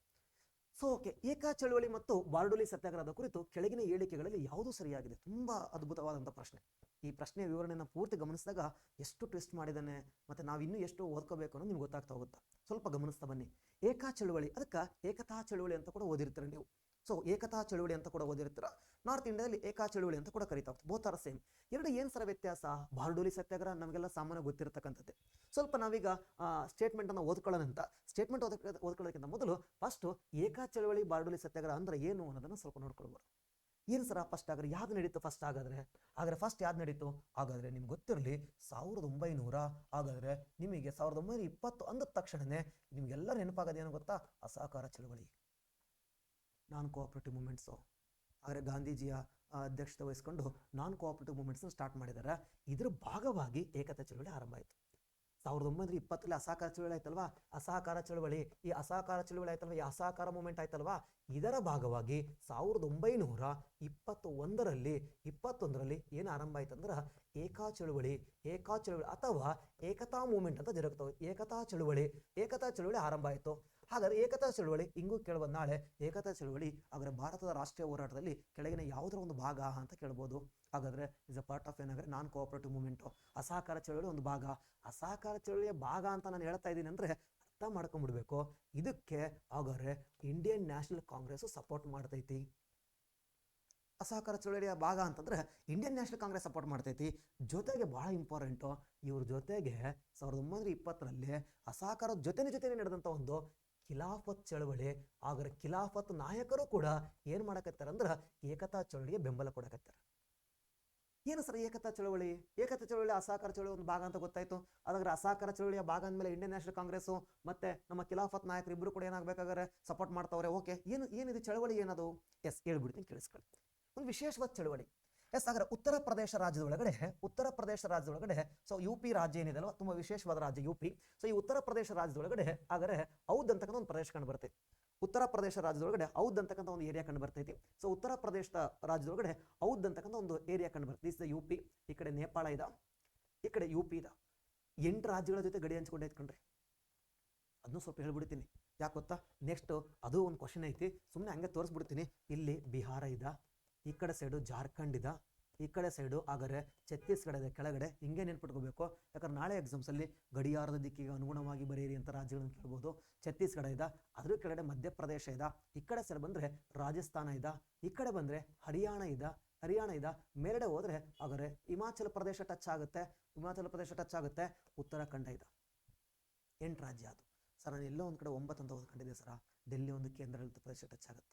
ಡೆಲ್ಲಿ ಒಂದು 8 ರಾಜ್ಯಗಳು ಒಂದು ಕೇಂದ್ರಾಡಳಿತ ಪ್ರದೇಶ. ನಿಮ್ಮ UPSC ಎಕ್ಸಾಮ್ಸಲ್ಲಿ ಈ ಪ್ರಶ್ನೆ ಕೂಡ ಇದೆ. ಹಾಗಾದ್ರೆ ಡೆಲ್ಲಿ ಕೂಡ ಟಚ್ ಆಗುತ್ತೆ, ಆದ್ರೆ ಅದು ರಾಜ್ಯ ಅಲ್ಲ, ಯೂನಿಯನ್ ಟೆರಿಟರಿ. ಹಾಗಾದ್ರೆ ಡೆಲ್ಲಿ 3 ಕಡೆ ಹರಿಯಾಣ ಐತಿ, ಒಂದು ಕಡೆ ಏನೈತಿ ಗೊತ್ತಾ ಉತ್ತರ ಪ್ರದೇಶದ ಲಕ್ನೋ, ಗಾಜಿಯಾಬಾದು, ಮೀರತ್ ಅವೆಲ್ಲ ಡೆಲ್ಲಿ ಟಚ್ ಆಗ್ತವೆ. ಎಸ್, ಈಗ ಇವುಗಳನ್ನು ನಾಳೆ ನಿಮ್ಮ ಎಕ್ಸಾಮ್ಸಲ್ಲಿ ಇವಕ್ಕೇನು ಕೋಡ್ಗಿಡ್ ಮಾಡಕ್ಕೆ ಹೋಗಬೇಡಿ. ಯಾಕಂದ್ರೆ ನಾಳೆ ಎಕ್ಸಾಮ್ಸಲ್ಲಿ ಉತ್ತರ ಪ್ರದೇಶವನ್ನು ಸುತ್ತುವರೆದ ರಾಜ್ಯಗಳನ್ನು ಕ್ರಮವಾಗಿ ಹಾಗಾದ್ರೆ ಗಡಿಯಾರದ ದಿಕ್ಕಿಗೆ ಅನುಗುಣವಾಗಿ ಬರೆಯಿರಿ ಅಂತ ಕೇಳ್ಬೋದು. ಕೇಳಲ್ಲ ಅಂತ ಅನ್ನಕ್ಕಾಗಲ್ಲ. 1 ಮಾರ್ಕ್ಸ್ ನಿಮ್ಮನ್ನು ಡಿಸೈಡ್ ಮಾಡುತ್ತಾ. A single dot is decide your life. ಸ್ವಲ್ಪ ಗಮನಿಸ್ತಾ ಬರೋಣ. ಈಗ ಈ ಉತ್ತರ ಪ್ರದೇಶದಲ್ಲಿ ಒಂದು ಪ್ಲೇಸ್ ಇದೆ, ಯಾವುದಂದ್ರೆ ಔದ್. ಹಾಗಾದ್ರೆ ಇಲ್ಲಿ ಔದ್ ಅಂತ ಒಂದು ಪ್ರದೇಶ ಇದೆ, ಔದ್. ಹಾಗಾದ್ರೆ ಫಲವತ್ತಾದ ಪ್ರದೇಶ, ಗಂಗಾ ನದಿಯ ಮುಖಜಭೂಮಿ ಪ್ರದೇಶ. ಇಲ್ಲಿ ಬ್ರಿಟಿಷ್ ಏನು ಮಾಡ್ತಾ ಇದ್ರಪ್ಪ ಅಂದ್ರೆ, ಇಲ್ಲಿ ಬ್ರಿಟಿಷ್ ಎಲ್ಲ ಹತ್ರ ತೆರಿಗೆ ಜಾಸ್ತಿ ಮಾಡ್ತಾ ಇದ್ರ. ಇಲ್ಲಿರುವ ಈ ಅಗ್ರಿಕಲ್ಚರ್ ಲ್ಯಾಂಡ್ ಏನಿದೆ ಅಲ್ವಾ, ಮೆಕ್ಕಲು ಮಣ್ಣಿನ ಫಲವತ್ತಾದ ಪ್ರದೇಶ ಇದೆ ಅಲ್ವಾ, ಇದನ್ನ ಅಲ್ಲಿನ ತಾಲೂಕುದಾರರು ಅಂದ್ರೆ ಜಮೀನ್ದಾರ ಹತ್ರ ಇರ್ತಾರಲ್ವಾ, ಹಾಗಾದ್ರೆ ಕಂದಾಯ ವಸೂಲಿ ಮಾಡ್ತಾರೋ ಆ ತಾಲೂಕುದಾರ ಏನು ಮಾಡ್ತಾರ, ಈ ಭೂಮಿಯನ್ನು ಅವರು ವಶಪಡಿಸ್ಕೊಂಡು ರೈತರಿಗೆ ಆದರೆ ಬಾಡಿಗೆ ರೂಪದಲ್ಲಿ ಕೊಡ್ತಾ ಇರ್ತಾರೆ. ಇಲ್ಲಿ ಗಮನಿಸಬೇಕಾದ ಅಂಶ ಏನಪ್ಪ ಅಂದ್ರೆ, ಏಕತಾ ಚಳವಳಿ ನಡೆದಿದ್ದು ಕಂದಾಯದ ವಿರುದ್ಧ ಅಲ್ಲ, ಬಾಡಿಗೆ ವಿರುದ್ಧವಾಗಿ. ನಾವು ಸಾಮಾನ್ಯವಾಗಿ ರೈತರ ಹೋರಾಟ ಅಂದ ತಕ್ಷಣ ತೆರಿಗೆ ಜಾಸ್ತಿ ಮಾಡಿದ್ರು, ಅದಕ್ಕೆ ರೈತರ ಹೋರಾಟ ಮಾಡಿದಂತ ನಾವು ಭಾರತ ಇತಿಹಾಸದಲ್ಲಿ ಓದಿರ್ತೀವಿ. ಇಲ್ಲಿ ಹೋರಾಟ ಮಾಡಿದ್ದು ಬಾಡಿಗೆ ವಿರುದ್ಧ ಗಮನಿಸಬೇಕಾದಂಥ ಪದ. ಹಾಗಾದ್ರೆ ಇಲ್ಲಿನ ಏನು ತಿಕಾದಾರ್ಸ್ಗಳು ಅಥವಾ ತಾಲೂಕುದಾರ್ಸ್ಗಳು ಅಂತ ಬರ್ತಾ ಹೋಗ್ತಾರೆ.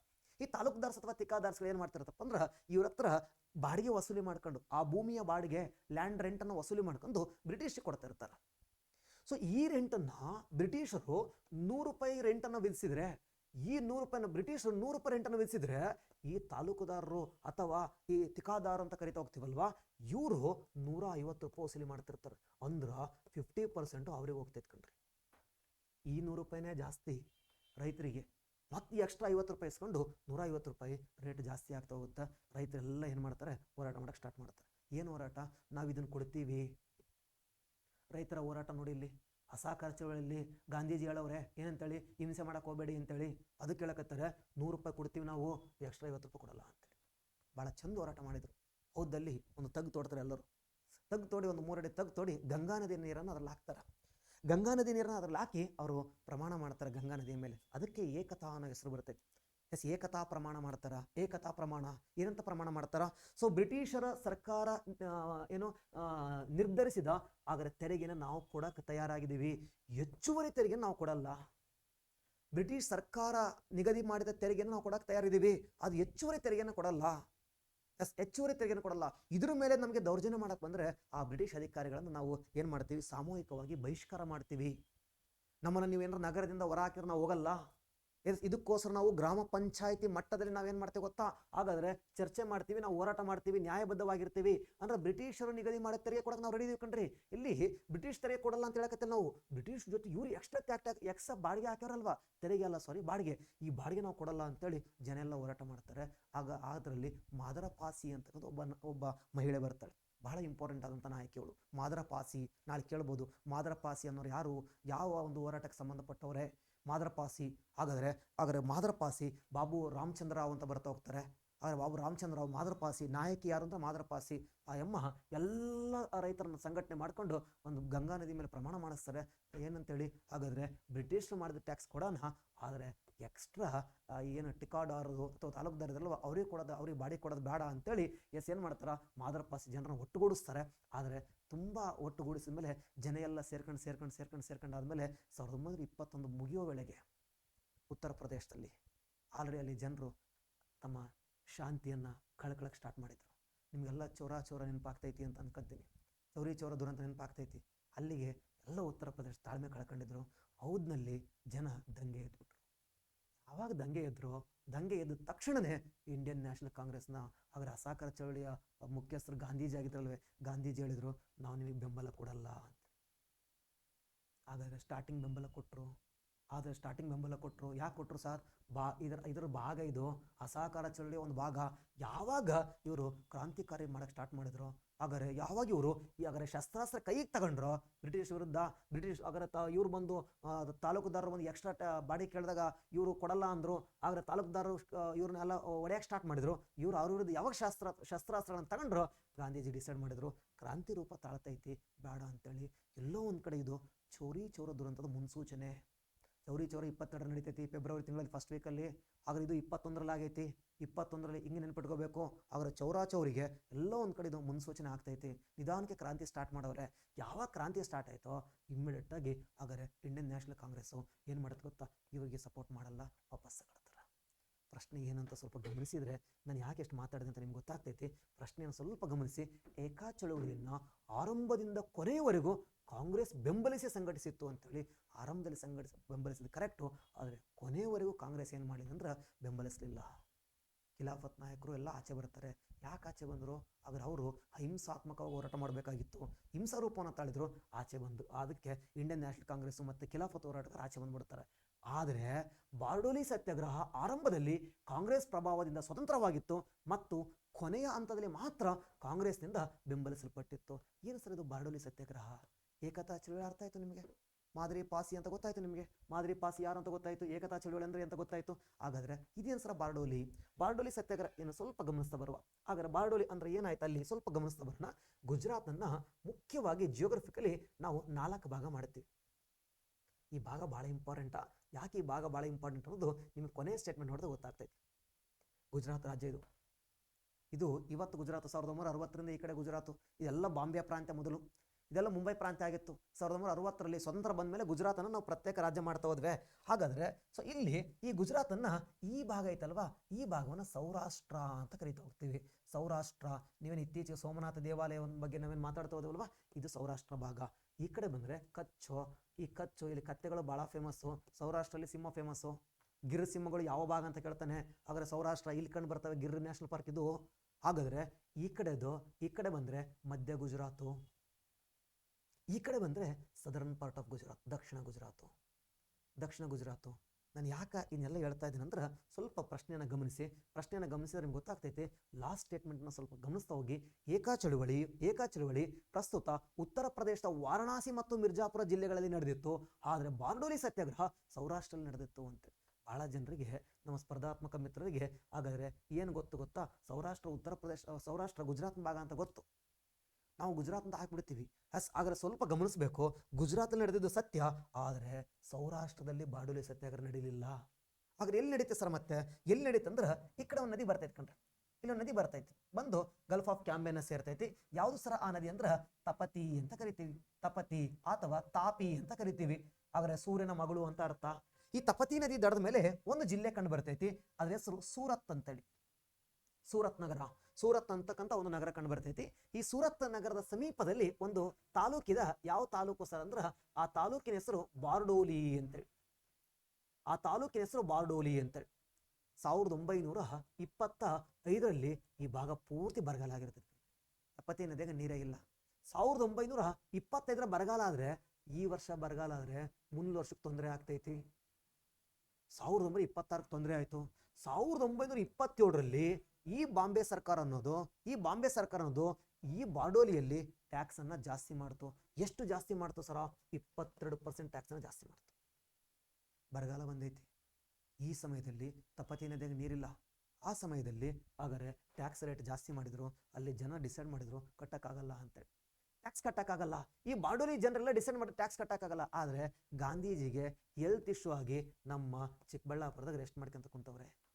ನಂದಿ ಬಿಡದಲ್ಲ ಅವ್ರೆ 1928ರಲ್ಲಿ ಗಾಂಧೀಜಿಗೆ ಅವರ ಆರೋಗ್ಯದ ಸಮಸ್ಯೆ ಆಗೈತಿ. ಉತ್ತರ ಕನ್ನಡ ಜಿಲ್ಲೆಯಲ್ಲಿ ತೋರಿಸ್ಕೊಳ್ತಾರೆ. ಅವ್ರು ಹೇಳ್ತಾರೆ ನೀವು ಸ್ವಲ್ಪ ರಾಷ್ಟ್ರೀಯ ನಾಯಕತ್ವದಿಂದ ಸ್ವಲ್ಪ ವಿರಾಮ ತಗೋಬೇಕು, ಸ್ವಲ್ಪ ರೆಸ್ಟ್ ಮಾಡಿ ಅಂದಾಗ ಗಾಂಧೀಜಿ ನಮ್ಮ ಎಲ್ಲಿ ಕುಂತವ್ರು ಅಂದ್ರೆ ನಂದಿ ಬಿಡದಲ್ಲಿ ರೆಸ್ಟ್ ಮಾಡ್ಕೊಂತ ಕುಂತವ್ರೆ. ಸೊ ಈ ಸಂದರ್ಭ ಬಾರ್ಡೋಲಿಯಲ್ಲಿ ರೈತರಿಗೆ ದಂಗೆ ನಿಧಾನಕ್ಕೆ ಸ್ಟಾರ್ಟ್ ಆಗಕ್ಕಾಯ್ತು. ಈ ಮ್ಯಾಟ್ರ್ ಗಾಂಧೀಜಿ ಗೊತ್ತಾಯ್ತು. ಏನ್ ಮಾಡೋದು ಇವಾಗ? ಗಾಂಧೀಜಿ ನಾಯಕತ್ವ ವಹಿಸ್ಕೋಬೇಕಂತ ರೆಡಿ ಅವರೇ.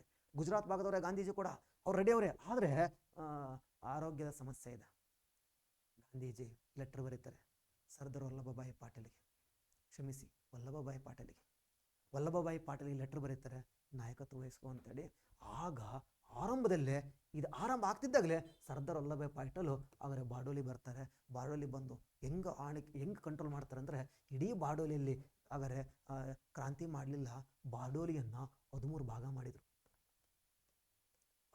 ಮಾಡಿದ್ರು. ಎಲ್ಲ ವಿದ್ಯಾರ್ಥಿಗಳನ್ನ ಸಂಘಟನೆ ಮಾಡಿದ್ರು. ಗೊತ್ತಿತ್ತು ಹಾಗಾದ್ರೆ ನಾನು ಒಬ್ಬನೇ ಹೋರಾಟ ಮಾಡಿದ್ರೆ ಬ್ರಿಟಿಷ್ ನನ್ನ ಬಡದು ಬಾಯಿ ಹಾಕಂತವ್ರೆ ಅಂತೇಳಿ. ತುಂಬಾ ಚಾಣಾಕ್ಷರು ಪಟೇಲ್ರು 13 ಭಾಗ ಮಾಡಿದ್ರು. ಒಂದೊಂದು ಭಾಗಕ್ಕೆ ಒಬ್ಬೊಬ್ಬ ಯುವ ನಾಯಕರನ್ನ ಕ್ರಿಯೇಟ್ ಮಾಡಿದ್ರು. ನಾಯಕ ಯಾವತ್ತು ನಾಯಕರನ್ನ ಕ್ರಿಯೇಟ್ ಮಾಡ್ತಾನೆ. ಪ್ರತಿಯೊಂದು ಭಾಗಕ್ಕೂ ಒಬ್ಬ ನಾಯಕರನ್ನ ಕ್ರಿಯೇಟ್ ಮಾಡಿದ್ರು, ವಿದ್ಯಾರ್ಥಿಗಳನ್ನ ಕ್ರಿಯೇಟ್ ಮಾಡಿದ್ರು. ಹಾಗಾದ್ರೆ ಬ್ರಿಟಿಷ್ ವಿರುದ್ಧ 13 ಭಾಗದಲ್ಲೂ ಒಮ್ಮೆಟ್ಟಿಗೆ ಸತ್ಯಾಗ್ರಹ ಆರಂಭ ಆಯಿತು. ರೈತರ ಪರವಾಗಿ ನಡೀತಿರೋ ಹೋರಾಟ, ಯುವ ಸಮುದಾಯ ಮುನ್ನೆಲೆ ಬಂದೈತಿ. ಮಹಿಳೆಯರು ಕೂಡ ಪ್ರಧಾನ ಪಾತ್ರ ವಹಿಸಿದ್ರು. ಮಹಿಳೆಯರು ಕೂಡ ತುಂಬಾ ಹೋರಾಟ ಮಾಡಿದ್ರು. ಕೊನೆಗೆ ಬ್ರಿಟಿಷ್ ಏನ್ ಮಾಡಿದ್ರು ಅಂದ್ರೆ ಕೊನೆಗೆ ಆಗರೆ ಮ್ಯಾಕ್ಸ್ವೆಲ್ ಅಂತ ಒಂದು ಕಮಿಟಿ ರಚನೆ ಮಾಡ್ತಾರೆ. ಆ ಕಮಿಟಿ ರಚನೆ ಮಾಡಿ ಟ್ಯಾಕ್ಸ್ ಅನ್ನ 6.3% ಇಳಿಸ್ತಾರೆ ಕಣ್ರಿ. ಬಹಳ ತೀವ್ರವಾದ ಹೋರಾಟ ಆಯಿತು. ಹಾಗಾದ್ರೆ ನಮ್ಮ ರೈತರ ಎಲ್ಲ ಭೂಮಿನ ಕಿತ್ಕೊಂಡಿದ್ರು ಬ್ರಿಟಿಷರು. ಎಲ್ಲ ಭೂಮಿನ ಕಿತ್ಕೊಂಡು ಅವರ ಸ್ಥಿರಾಸ್ತಿಗಳನ್ನ ಎಲ್ಲ ಕಿತ್ಕೊಂಡಿದ್ರು. ಆದ್ರೆ ನಮ್ಮ ರೈತರು ಬಗ್ಲಿಲ್ಲ. ಮತ್ತೆ ನಿರಂತರ ಹೋರಾಟ ಜಾಸ್ತಿ ಮಾಡಿದ್ರು. ಮುಂಚೆ ಅದನ್ನ 22ರಿಂದ 18ಕ್ಕೆ ಮಾಡಿದ್ರು. ಮತ್ತು ಹೋರಾಟ ಜಾಸ್ತಿ ಮಾಡಿದ್ರು. 6.3%ಗೆ ತೆರಿಗೆನ ಇಳಿಸಿದ್ರು. ಆಮೇಲೆ ಗಾಂಧೀಜಿ ಬರ್ತಾರ. ಗಾಂಧೀಜಿಗೆ ಶಾಕ್ ಆಗುತ್ತೆ. ಇಂಥ ದೊಡ್ಡ ಹೋರಾಟವನ್ನ ಎಷ್ಟು ಚಾಣಾಕ್ಷತನದಿಂದ ನಿಭಾಯಿಸಿದಾರಲ್ಲ ಅಂತೇಳಿ. ಅಷ್ಟೊತ್ತಿಗೆ ಅಲ್ಲಿಯ ಸ್ಥಳೀಯ ಜನರೆಲ್ಲ, ಅದರಲ್ಲೂ ಎಸ್ಪೆಷಲಿ ಅಲ್ಲಿ ಬಂದಂಥ ಎಲ್ಲ ಮಹಿಳೆಯರು ಕೂಡ ಪಟೇಲ್ರಿಗೆ ಸರ್ದಾರನ್ನ ಕರೆಯಕ್ಕೆ ಸ್ಟಾರ್ಟ್ ಮಾಡಿದ್ರು. ಸರ್ದಾರ್ ಅಂದ್ರೆ ನಾಯಕ ಅಂತ ಅರ್ಥ. ಸರ್ದಾರ್ ಅಂದ್ರೆ ನಮ್ಮ ನಾಯಕ ಅಂತ ಅರ್ಥ. ಸರ್ದಾರ್ಜಿ ಅಂತ ಕರೆಯಕ್ಕೆ ಸ್ಟಾರ್ಟ್ ಮಾಡಿದ್ರು. ಅಧಿಕೃತವಾಗಿ ಯಾರಾದ್ರೂ ಒಂದು ಹೆಸರು ಕೊಡಬೇಕಲ್ವೇ? ಅವ್ರು ಹೇಳಿದ ಮೇಲೆ ಅಲ್ಲಿನ ರೈತಾಪಿ ವರ್ಗ, ಅಲ್ಲಿನ ಮಹಿಳೆಯರು ಅವರೆಲ್ಲ ಹೇಳಿದ ಮೇಲೆ ಅಧಿಕೃತವಾಗಿ ಗಾಂಧೀಜಿ ಪಟೇಲ್ರಿಗೆ ಸರ್ದಾರ್ ಪಟೇಲ್ ಅಂತ ಕೊಡ್ತಾ ಹೋದ್ರು. ಸೊ ಇವತ್ತು ಕೂಡ ಇಲ್ಲೇ ನರ್ಮದಾ ನದಿ ಮೇಲೆ ಹೋಗ್ಬಿಟ್ರೆ ಇವತ್ತು ದೊಡ್ಡ ಸ್ಟ್ಯಾಚು ಮಾಡಿಟ್ಟಿದ್ದೀವಿ. ಹಾಗಾದ್ರೆ ಪ್ರಪಂಚದ ಅತ್ಯಂತ ಎತ್ತರವಾದ ಸ್ಟ್ಯಾಚು ಹಾಗಾದ್ರೆ ಸರ್ದಾರ್ ವಲ್ಲಭಭಾಯಿ ಪಟೇಲ್ ಸ್ಟ್ಯಾಚು ಹಾಗಾದ್ರೆ ನರ್ಮದಾ ನದಿ ದಡದ ಮೇಲೆ ಐತಿ. ಇದು ನಿಮ್ಗೆ ಗೊತ್ತಿರಲಿ. ಈಗ ಸ್ವಲ್ಪ ಸ್ಟೇಟ್ಮೆಂಟ್ ಏನೈತಿ ಅನ್ನೋದನ್ನ ಸ್ವಲ್ಪ ಗಮನಿಸ್ತಾ ಬರುವ. ಪ್ರಶ್ನೆ ಏನಿದೆ ಅಂತೇಳಿ ಸ್ವಲ್ಪ ಗಮನಿಸ್ತಾ ಬರುವ. ಒಂದೇದು ಹಾಗಾದ್ರೆ ತಪ್ಪು ಅಂತ ಕನ್ಫರ್ಮ್ ಆಯ್ತು ನಮಗೆ. ಯಾಕೆ ತಪ್ಪು ಅಂತ ಕನ್ಫರ್ಮ್ ಆಯ್ತು ಅಂತಂದ್ರೆ ಇಲ್ಲಿ ಆರಂಭದಿಂದ ಕೊನೆಯವರೆಗೂ ಕಾಂಗ್ರೆಸ್ ಬೆಂಬಲಿಸಿತ್ತು. ಆರಂಭದಿಂದ ಕರೆಕ್ಟ್. ಅದು ಏಕತಾ ಚಳವಳಿಯನ್ನ ಕೊನೆಯವರೆಗೂ ಬೆಂಬಲಿಸಿರಲಿಲ್ಲ. ಬಾರ್ಡೋಲಿ ಸತ್ಯಾಗ್ರಹವನ್ನ ಆರಂಭದಲ್ಲಿ ಕಾಂಗ್ರೆಸ್ ಪ್ರಭಾವದಿಂದ ಸ್ವತಂತ್ರವಾಗಿತ್ತು. ತಪ್ಪು. ಯಾಕಂದ್ರೆ ಹಾಗಾದ್ರೆ ಗಾಂಧೀಜಿ ಇಮ್ಮಿಡಿಯೇಟ್ ಆಗಿ ಪಟೇಲ್ರಿಗೆ ಹೇಳ್ತಾರೆ. ಗಾಂಧೀಜಿಗೆ ವಿರಾಮವಿದ್ದರೂ ಕೂಡ ಪಟೇಲರು ಬಂದು ಆ ನಾಯಕತ್ವ ವಹಿಸ್ಕೊಳ್ತಾರೆ. ಹಿಂಗಾಗಿನೇ ಬಾರ್ಡೋಲಿ ಸತ್ಯಾಗ್ರಹ ಆರಂಭದಿಂದ ಕೊನೆವರೆಗೂ ಕೂಡ ಇಂಡಿಯನ್ ನ್ಯಾಷನಲ್ ಕಾಂಗ್ರೆಸ್ನ ಪರವಾಗಿ ಇಂಡಿಯನ್ ನ್ಯಾಷನಲ್ ಕಾಂಗ್ರೆಸ್ ಸಪೋರ್ಟ್ ಮಾಡಿತ್ತು. ಹಿಂಗಾಗಿ ಸ್ಟೇಟ್ಮೆಂಟ್ ಉಲ್ಟಾ ಆಗ್ತೈತಿ. ಆದರೆ ಏಕತಾ ಚಳವಳಿಗೆ ಕಾಂಗ್ರೆಸ್ ಬೆಂಬಲ ಕೊಟ್ಟು ಆಮೇಲೆ ತಕ್ಕೊಳ್ತು. ಆದರೆ ಬಾರ್ಡೋಲಿ ಸತ್ಯಾಗ್ರಹಕ್ಕೆ ಕಂಪ್ಲೀಟ್ ಕೊನೆಯವರೆಗೂ ಕೂಡ ಕಾಂಗ್ರೆಸ್ ಜೊತೆಲೇ ಇತ್ತು. ಹಿಂಗಾಗಿ ಈ ಸ್ಟೇಟ್ಮೆಂಟ್ ರಾಂಗ್ ಆಗುತ್ತೆ. ಎರಡನೇ ಸ್ಟೇಟ್ಮೆಂಟ್ಗೆ ಬರೋಣ. ಏಕಾ ಚಳುವಳಿಗೆ ಹೌದು ತಾಲೂಕುದಾರರು ನಾಯಕತ್ವವನ್ನು ನೀಡಿದರು? ಇಲ್ಲ. ಮಾದರಪಾಸಿ ನಾಯಕತ್ವ ನೀಡಿದ್ದು. ಹಾಗಾದರೆ ಇದು ರಾಂಗಿದ. ಆದರೆ ಬಾರ್ಡೋಲಿ ಸತ್ಯಾಗ್ರಹ ಭೂಹೀನ ಕಾರ್ಮಿಕರ ಚಳುವಳಿ. ನೀವು ಗಮನಿಸಬೇಕು, ಅಲ್ಲಿ ಹೋರಾಟ ಮಾಡಿದ್ದು ಟ್ಯಾಕ್ಸ್ ಕಟ್ಟೋಕ್ಕೋಸ್ಕರ. ಟ್ಯಾಕ್ಸ್ ಕಟ್ಟೋರು ಯಾರು? ಭೂಮಿ ಇರೋರು. ಭೂಮಿ ಇದ್ದರೆ ಟ್ಯಾಕ್ಸ್ ಕಟ್ತಾರೆ. ಆದರೆ ಇದು ಭೂಹೀನ ಕಾರ್ಮಿಕರ ಚಳುವಳಿ ಅಲ್ಲ. ಭೂಹೀನ ಕಾರ್ಮಿಕರ ಚಳುವಳಿಗೆ ಒಂದು ಮಾತು ಬರಲಿಲ್ಲ. ಅಲ್ಲಿ ಕೇವಲ ಭೂ ಸಹಿತ ಕಾರ್ಮಿಕರು, ಯಾರಿಗೆ ಭೂಮಿ ಇತ್ತಲ್ವಾ ಅವ್ರು ಮಾತ್ರ ಟ್ಯಾಕ್ಸ್ ಜಾಸ್ತಿ ಆಗ್ತೈತಿ ಅಂತ ಹೋರಾಟ ಮಾಡಿದ್ರು ಹೊರತು, ಸ್ವಲ್ಪ ನೀವು ಯೋಚನೆ ಮಾಡ್ಬೇಕಿದನ್ನ ಅಷ್ಟೇ. ಅಲ್ಲಿ ಟ್ಯಾಕ್ಸ್ ಕಟ್ತಾ ಇದ್ದು ಭೂಹೀನ ಕಾರ್ಮಿಕರಲ್ಲ, ಭೂ ಸಹಿತ ಕಾರ್ಮಿಕರು. ಹಿಂಗಾಗಿನೇ ಈ ಸ್ಟೇಟ್ಮೆಂಟ್ ರಾಂಗ್ ಇದೆ. ಮೂರನೇ ಸ್ಟೇಟ್ಮೆಂಟ್ ಗಮನಿಸೋಣ. ಬಾರ್ಡೋಲಿ ಸತ್ಯಾಗ್ರಹ ಭೂ ಕಂದಾಯದ ಹೆಚ್ಚಳದ ವಿರುದ್ಧ, ಇದು ಹೆಚ್ಚಳ ಆಗಬೇಕಾ, ಹೆಚ್ಚಳದ ವಿರುದ್ಧ ಅಭಿಯಾನವಾಗಿತ್ತು. ಆದರೆ ಏಕಾ ಅಥವಾ ಏಕತಾ ಚಳವಳಿ ಅತಿಯಾದ ಬಾಡಿಗೆ ವಸೂಲಿಯತಿಯ ವಿರುದ್ಧದ ಪ್ರತಿಭಟನೆ ಆಗಿತ್ತು. ನಿಮ್ಮ ಜೊತೆ ನಾನು ಆಲ್ರೆಡಿ ಚರ್ಚೆ ಮಾಡಿದ್ದೀನಿ. ಈಗ ಎಷ್ಟು ಈಜಿ ಅನ್ನಿಸ್ತೈತೆ ಆ ಸ್ಟೇಟ್ಮೆಂಟು. ಹಾಗಾದರೆ ಬಾರ್ಡೋಲಿ ಅನ್ನೋದು ಹಾಗಾದರೆ ಟ್ಯಾಕ್ಸಿಗೆ ಸಂಬಂಧಪಟ್ಟಿದ್ರೆ, ಏಕತಾ ಮೂಮೆಂಟು ಹಾಗಾದರೆ ರೆಂಟಿಗೆ ಸಂಬಂಧಪಟ್ಟಿರೋದು. Statement is right. Last statement, Eka ಚಳುವಳಿ ಪ್ರಸ್ತುತ ಉತ್ತರ ಪ್ರದೇಶದ ವಾರಣಾಸಿ ಮತ್ತು ಮಿರ್ಜಾಪುರ ಜಿಲ್ಲೆಗಳಲ್ಲಿದೆ. ಹಾಗಾದರೆ ಬಾರ್ಡೋಲಿ ಸತ್ಯಾಗ್ರಹ ಸೌರಾಷ್ಟ್ರದಲ್ಲಿ ಜರುಗಿತು ಅಂತ ಹೇಳಿದ್ದೀನಿ. ನಾನು ನಿಮಗೆ ಹೇಳಿದ್ದೀನಿ ಅದು ಸೌರಾಷ್ಟ್ರ ಅಲ್ಲ, ಗುಜರಾತ್ ಕರೆಕ್ಟು. ಆದರೆ ಅದು ಸೌರಾಷ್ಟ್ರ ಅಲ್ಲ, ದಕ್ಷಿಣ ಗುಜರಾತಲ್ಲಿ ನಡೀತಾ ಹೋಯಿತು. ಇತಿಹಾಸದ ಜೊತೆಗೆ ಅದರ ಜಿಯೋಗ್ರಫಿಕಲ್ ಲೊಕೇಶನ್ ನಿಮ್ಗೆ ಗೊತ್ತಿರಬೇಕು. ಜಿಯೋಗ್ರಫಿ ನಾಳೆ ಇನ್ನೂ ಒಂದು ಸ್ಟೇಟ್ಮೆಂಟ್ ಆ್ಯಡ್ ಮಾಡ್ಬೋದು. ಬಾರ್ಡೋಲಿ ಸತ್ಯಾಗ್ರಹ ಯಾವ ನದಿ ದಡದ ಮೇಲೆ ನಡೀತು ಅಂತೇಳಿ. ಹಾಗಾದರೆ ತಾಪಿ. ಈ ರೀತಿ ನಿಮಗೆ ಇದು ಒಂದು ಪ್ರಶ್ನೆ, ಎರಡು ಪ್ರಶ್ನೆಗಳನ್ನ ನಿಮ್ಮ ಜೊತೆ ಚರ್ಚೆ ಮಾಡಿದ್ದೀನಿ. ಇಲ್ಲಿ ನಿಮಗೆ ಏಕತಾ ಚಳುವಳಿ ಅಂದ್ರೆ ಗೊತ್ತಾಯಿತು, ಜೊತೆಗೆ ನಮ್ಮ ಬಾರ್ಡೋಲಿ ಸತ್ಯಾಗ್ರಹ ಏನಾಯಿತು ಅಂತ ಗೊತ್ತಾಗ್ತಾ ಹೋಯಿತು, ಜೊತೆಗೆ ಯಾವುದು ಟ್ಯಾಕ್ಸು ಯಾವುದು ರೆಂಟು ನಾವು ಕಂಪೇರ್ ಮಾಡ್ಕೊಳ್ತಾ ಹೋಗಿದ್ವಿ. ಯಾವಾಗ ಕಂಪೇರ್ ಮಾಡ್ತೀವೋ ಅವಾಗ ನಮಗೆ ಅದು ದೀರ್ಘಕಾಲ ನೆನಪುಳಿತೈತಿ. ಇದು ನಿಮ್ಗೆ ಗೊತ್ತಿರಬೇಕು. ನಿಮ್ಗೆ ಯಾವ್ದು ಕನ್ಫ್ಯೂಸ್ ಆಗ್ತೈತಲ್ಲ ಓದಬೇಕಾದ್ರೆ, just compare with another. Sir ನನಗೆ ಏಕತಾ ಚಳವಳಿ ಇಯರ್ ಮರ್ತೋಗ್ತೈತೆ ಸರ್. ಭಾಳ ಸಿಂಪಲ್, ಚೌರಿ ದುರಂತಕ್ಕಿಂತ 1 ವರ್ಷ ಮುಂಚೆ. ಸರ್ ಚೌರಿ ದುರಂತ ಮರ್ತೋಗ್ತೈತೆ ಸರ್. ಅಸಹಕಾರ ಚಳವಳಿ ಆಗಿ 2 ವರ್ಷ. ಅಸಹಕಾರ ಚಳವಳಿ 20, ಜಲಿಯನವಾಲಾ ಬಾಗ್ 19, ಅಸಹಕಾರ 20, ಏಕತಾ ಚಳವಳಿ 22 ಬಂದ್ರೆ ಯಾವ್ದಾಗಾರೆ ನಮ್ಮ ಚೌರಿ ದುರಂತ ನಡೀತಾ ಹೋಗ್ತೈತೆ. ಓಕೆ. ನೆಕ್ಸ್ಟು ಮುಂದಿನ ಪ್ರಶ್ನೆನ ಗಮನಿಸ್ತಾ ಹೋಗುವ. ಸೊ ಮುಂದಿನ ಪ್ರಶ್ನೆ ಏನಿದೆ ಅಂತೇಳಿ, ಮುಂದಿನ ಪ್ರಶ್ನೆ ಏನಿದೆ ಅಂತ ಗಮನಿಸ್ತಾ ಹೋಗುವ. ಮುಂದಿನ ಪ್ರಶ್ನೆ ಗ್ರೀನ್ ಹೈಡ್ರೋಜನ್ನು. ತುಂಬ ಇಂಪಾರ್ಟೆಂಟ್ ಪ್ರಶ್ನೆ. ಯಾಕಂದರೆ ಇತ್ತೀಚೆಗೆ ನೀವು ನ್ಯೂಸ್ ಪೇಪರ್ ನೋಡ್ತಿರ್ತೀರ, ಸೋನಿಪತ್ತಿಂದ ಹಾಗಾದರೆ ಹರಿಯಾಣದಲ್ಲಿ ಸೋನಿಪತ್ತಿಂದ ಜೆಂಡಾದವರೆಗೆ ಫಸ್ಟ್ ಗ್ರೀನ್ ಹೈಡ್ರೋಜನ್ ಟ್ರೈನ್ನ ಓಡಾಡ್ಸಕ್ಕೆ ನಾವು ಸ್ಟಾರ್ಟ್ ಮಾಡಿದ್ವಿ. ಇನ್ನೂ ಸ್ಟಾರ್ಟ್ ಮಾಡಿಲ್ಲ, ಅನುಮೋದನೆ ಕೊಟ್ಟಿದ್ದೀವಿ. ಮುಂದಿನ ದಿನಗಳಲ್ಲಿ ಸ್ಟಾರ್ಟ್ ಮಾಡ್ತೀವಿ. ಹಾಗಾದ್ರೆ ಮುಂದಿನ ದಿನಗಳು ಸ್ಟಾರ್ಟ್ ಮಾಡ್ತಾ ಹೋಗ್ತೀವಿ. ಫಸ್ಟ್ ಗ್ರೀನ್ ಹೈಡ್ರೋಜನ್ ಟ್ರೈನ್ ಕಂಡ್ರಿ. ಏನು ಸರ್ ಗ್ರೀನ್ ಹೈಡ್ರೋಜನ್ನು?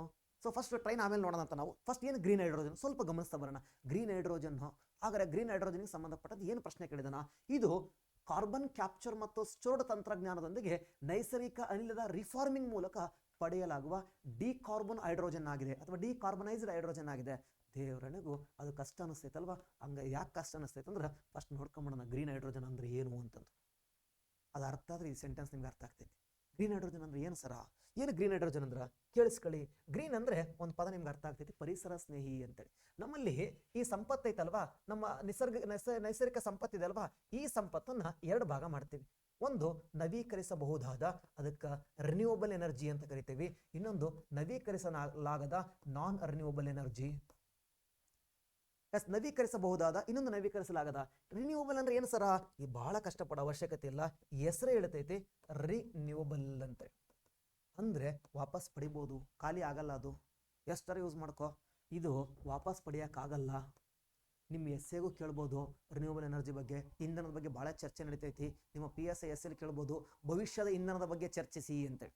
ಭವಿಷ್ಯದ ಇಂಧನ ಯಾವುದು ಸರ? ಇದೇ ರಿನ್ಯೂವಬಲ್ ಎನರ್ಜಿ. ಅದಕ್ಕೆ ನಾನು ಸುಮ್ಮನೆ ನಮ್ಮ ತರಗತಿ ಹುಡುಗರಿಗೆ ಹೇಳ್ತಿರ್ತೀನಿ, ಏನಪ್ಪ ಅಂತಂದ್ರೆ ಈ ರಿನ್ಯೂವಬಲ್ ಎನರ್ಜಿ ಅನ್ನೋದು ಒಂದು ರೀತಿ ತಂದೆಯಿಂದ ಪಡೆದ ಆಸ್ತಿ ಇದ್ದಂಗೆ, ಹೆಂಗಾರ ಯೂಸ್ ಮಾಡ್ಕೊಳ್ಳಿ, ಸಮಸ್ಯೆ ಇಲ್ಲ. ಆದರೆ ಇದು ಹಂಗಲ್ಲ. ಮಗನಿಂದ ಪಡೆದ ಸಾಲ ಅದು ಸಾಲ ವಾಪಸ್ ಕೊಡಲೇಬೇಕು ಅಂದ್ರೆ ನೋಡಿ ಖರ್ಚು ಮಾಡ್ಬೇಕು. ಇದನ್ನ ನಾನ್ ರಿನ್ಯೂವಬಲ್ಲು. ಹಾಗಾದ್ರೆ ಯಾವ್ದು ಸರ್? ಕಲ್ಲಿದ್ದಲು. ಹಾಗಾದರೆ ಒಂದ್ಸರಿ ಉರಿಸಿದ್ರೆ ಮುಗಿದೋಯ್ತು. ಪೆಟ್ರೋಲು ಖಾಲಿ ಆದರೆ ಮುಗೀತು. ಹಾಗಾದರೆ ನ್ಯಾಚುರಲ್ ಗ್ಯಾಸು ಖಾಲಿ ಆದರೆ ಮುಗೀತು. ಯಾವ್ದು ಖಾಲಿ ಆಗುತ್ತೋ ಮರಳಿ ಪಡೆಯೋಕ್ಕಾಗಲ್ವೋ ನಾನ್ ರಿನ್ಯೂವಬಲ್ಲು. ಯಾವುದನ್ನು we can possible to get back sir? ಯಾವುದು ಸರ್? ಸೌರಶಕ್ತಿ. ನೀನು ಸಾಕಾಗೋ ತನಕ ಯೂಸ್ ಮಾಡ್ಕೋ, ಅದು ಅಂತೂ ಖಾಲಿ ಆಗಲ್ಲ. ಸೌರಶಕ್ತಿ. ಹಾಗಾದರೆ ವಿಂಡೋ, ಪವನ ಶಕ್ತಿ ಎಷ್ಟಾದರೂ ಯೂಸ್ ಮಾಡ್ಕೊ. ಸರ್ ಇವತ್ತು ಭಾನುವಾರ ಏನಾದರೂ ಸ್ಟಾಪ್ ಆಗ್ತೈತಾ? ಇಲ್ಲ. ಪವನ ಶಕ್ತಿ. ಹಾಗಾದರೆ ಟೈಡಲ್ಲು. ಹಾಗಾದರೆ ಥರ್ಮಲ್ ಬರಲ್ಲ. ಟೈಡಲ್ಲು. ಹಾಗಾದರೆ ಉಬ್ಬರ ಇಳಿತ ಶಕ್ತಿ. ಉಬ್ಬರವಿಳಿತ ಶಕ್ತಿ. ಹಾಗಾದರೆ ನೆಕ್ಸ್ಟು ಹೈಡ್ರೋ ಪವರು, ಜಲವಿದ್ಯುತ್ ಶಕ್ತಿ, ಸೌರಶಕ್ತಿ ಆಗಿರ್ಬೋದು, ವಿಂಡ್ ಎನರ್ಜಿ ಆಗಿರ್ಬೋದು, ಟೈಡಲ್ ಆಗಿರ್ಬೋದು, ಹೈಡ್ರೋ ಪವರ್ ಆಗಿರ್ಬೋದು, ಜಿಯೋ ಥರ್ಮಲ್ ಆಗಿರ್ಬೋದು. ಭೂಮಿ ಒಳಗಡೆ ಹೀಟಿಂದ ಕರೆಂಟ್ ತಯಾರು ಮಾಡ್ತೀವಿ. ಲಡಾಖಲ್ಲಿ ಮಾಡ್ತವ್ರೆ, ಪುಗು ವ್ಯಾಲಿ ಅಂತ ಇದೆ, ರತ್ಪಾನಿ ಅಂತ ಇದೆ. ಹಾಗಾದ್ರೆ ಹಿಮಾಚಲ ಪ್ರದೇಶದಲ್ಲಿ ಮಣಿಕರಣ್ ಅಂತ ಇದೆ. ಹಾಗಾದರೆ ಹಾಗಾದ್ರೆ ಅರುಣಾಚಲ ಪ್ರದೇಶದಲ್ಲಿ ಮಾಡಕತ್ತವ್ರೆ. ಹಾಗಾದರೆ ಜಿಯೋ ಥರ್ಮಲ್ಲು ಇವೆಲ್ಲ ಏನು ಗೊತ್ತಾ, ರಿನ್ಯೂಬಲ್. ಸರ್ ಗ್ರೀನ್ ಹೈಡ್ರೋಜನ್ ಹೇಳಕ್ಬಿಟ್ಟು ರಿನ್ಯೂಬಲ್ ಯಾಕೆ ಹೇಳಕತ್ತೀರಾ? ಗ್ರೀನ್ ಹೈಡ್ರೋಜನ್ ತಯಾರು ಮಾಡಬೇಕಂದ್ರೆ ಇದು ಬೇಕು. ಇದು ಬೇಕು. ಹಾಗಾದರೆ ನಾವು ಈ ರಿನ್ಯೂಬಲ್ ಎನರ್ಜಿ ಐತಲ್ವಾ, ರಿನ್ಯೂಬಲ್ ಎನರ್ಜಿ ಅಂದ್ರೆ ಗೊತ್ತಾಗಿದೆ. ರಿನ್ಯೂಬಲ್ ಎನರ್ಜಿ ಅಂದ್ರೆ we can possible to get back. ಅದು ಖಾಲಿ ಆಗಲ್ಲ, ನೀನು ಮರಳಿ ಪಡೆಯಬಹುದು, ನವೀಕರಿಸಬಹುದು. ಹೆಸರು ಹೇಳ್ತೈತಿ we can possible to get back ಅಂತ. ಹಾಗಾದ್ರೆ ನಾವು ಗ್ರೀನ್ ಹೈಡ್ರೋಜನ್ ಹೆಂಗೆ ತಯಾರು ಮಾಡೋದು ಕೇಳಿಸ್ಕೊಳ್ಳಿ. ಸೌರಶಕ್ತಿ ಐತಲ್ವಾ, ಹಾಗಾದ್ರೆ ಸೌರಶಕ್ತಿ ಆಗಿರ್ಬೋದು ಅಥವಾ ಪವನ ಶಕ್ತಿ ವಿಂಡ್ ಎನರ್ಜಿ ಆಗಿರ್ಬೋದು, ಅಥವಾ ಉಬ್ಬರವಿಳಿತ ಶಕ್ತಿ ಟೈಡಲ್ ಎನರ್ಜಿ ಆಗಿರ್ಬೋದು, ಉಬ್ಬರವಿಳಿತ ಆಗಿರ್ಬೋದು, ಅಥವಾ ನೆಕ್ಸ್ಟು ಜಿಯೋ ಥರ್ಮಲ್ ಭೂ ಉಷ್ಣೀಯ ಶಕ್ತಿ, ಭೂ ಶಾಖ ಶಕ್ತಿ ಅಂತ ಕರಿತೀವಿ ಜಿಯೋ ಥರ್ಮಲ್ಲು, ಅಥವಾ ಹೈಡ್ರೋ ಪವರ್ ಜಲವಿದ್ಯುತ್ ಶಕ್ತಿ, ಹೈಡ್ರೋ ಪವರ್ ಆಗಿರ್ಬೋದು. ಇವೆಲ್ಲವೇನು ಗೊತ್ತಾ, ಇವೆಲ್ಲವೂ ನವೀಕರಿಸಬಹುದಾದ ಇಂಧನ, ರಿನ್ಯೂವಬಲ್ ಎನರ್ಜಿ ರಿಸೋರ್ಸಸ್ಸು, ನವೀಕರಿಸಬಹುದಾದ ಇಂಧನ. ಸೊ ಈ ಇಂಧನ ಏನೈತಲ್ವಾ, ಇದರಿಂದ ನಾವು ವಿದ್ಯುತ್ತನ್ನು ಉತ್ಪಾದನೆ ಮಾಡಿ, ಈ ನವೀಕರಿಸಬಹುದಾದ ಇಂಧನ ಸಂಪನ್ಮೂಲ ಐತಲ್ವಾ, ಇದರಿಂದ ವಿದ್ಯುತ್ತನ್ನು ಉತ್ಪಾದನೆ ಮಾಡಿ, ಈ ವಿದ್ಯುತ್ತನ್ನು ಕೇಳಿಸ್ಕೊಳ್ಳಿ, ಈ ವಿದ್ಯುತ್ತನ್ನು ನಾವೇನು ಮಾಡಬೇಕು ಗೊತ್ತಾ, ನೀರು ಒಳಗಡೆ ಹಾಯಿಸ್ಬೇಕು. ಸರ್ ನೀರೊಳಗಡೆ ಯಾಕೆ ಹಾಯಿಸ್ಬೇಕು ಸರ? ನನಗೆ ಬೇಕಾಗಿರೋದು ಗ್ರೀನ್ ಹೈಡ್ರೋಜನ್ನು. ನೀರು ಅಂದರೆ H2O, ಇದ್ರ ಒಳಗಡೆ ಹೈಡ್ರೋಜನ್ ಇದೆ. ನಿಸರ್ಗದಲ್ಲಿ ಸಿಗೋ ಸ್ವಾಭಾವಿಕ ಹೈಡ್ರೋಜನ್ ನಾವು ತಗೊಳಕ್ಕಾಗಲ್ಲ. ಹೈಡ್ರೋಜನ್ನು ತುಂಬ ಹಗುರ ಇರ್ತೈತಿ, ಅದು ಅಟ್ಮಾಸ್ಫಿಯರ್ಲಿ ಮೇಲ್ಗಡೆ ಇರ್ತೈತಿ. ಎಷ್ಟೈತಿ ಗೊತ್ತಾ ಅಟ್ಮಾಸ್ಫಿಯರ್ಲಿ ಹೈಡ್ರೋಜನ್ನು? 0.00005% ಇದೆ, ತುಂಬ ಕಡಿಮೆ ಇದೆ ನ್ಯಾಚುರಲ್ ಹೈಡ್ರೋಜನ್ನು. ಸರ್ ಇಲ್ವೇ ಇಲ್ವಾ? ಇದೆ. ಹಾಗಾದರೆ ನಾವು ಮೇಲ್ಗಡೆ ಎಕ್ಸೋಸ್ಫಿಯರ್ಗೆ ಹೋಗಬೇಕು. ಹಾಗಾದರೆ ಇದನ್ನು ನಾವು ಯೂಸ್ ಮಾಡ್ಕೊಳಕ್ಕಾಗಲ್ಲ, ಮತ್ತು ಮೇಂಟೈನ್ ಮಾಡೋದು ಭಾಳ ಕಷ್ಟ ಹೈಡ್ರೋಜನ್ನು. ಹಾಗಾದರೆ ಸೊ ಅದಕ್ಕೆ ನಾವೇನು ಮಾಡಕತ್ತೀವಿ ಗೊತ್ತಾ, ಹೈಡ್ರೋಜನ್ ಟ್ರೈನ್ ಅಂತಂದರೆ ಈ ಹೈಡ್ರೋಜನ್ ಅಟ್ಮಾಸ್ಫಿಯರ್ನಾಗಿರೋ ಹೈಡ್ರೋಜನ್ ಯೂಸ್ ಮಾಡಲ್ಲ ಕಣ್ರಿ. ಯಾವ ಹೈಡ್ರೋಜನ್ ಯೂಸ್ ಮಾಡ್ತೀರಿ? ನೀರೊಳಗಡೆ ಹೈಡ್ರೋಜನ್ ಇದೆ. ಆದರೆ ನೀರೊಳಗಡೆ ಹೈಡ್ರೋಜನ್ ಇದೆ, ಈ ನೀರೊಳಗಡೆ ಹೈಡ್ರೋಜನ್ ಐತಲ್ವಾ, ಈ ವಿದ್ಯುತ್ತನ್ನು ಈ ಹೈಡ್ರೋಜನ್ಗೆ ಪಾಸ್ ಮಾಡಿದರೆ, ಗೊತ್ತಿರಲಿ ಶುದ್ಧ ನೀರಾಗಿರಬೇಕು.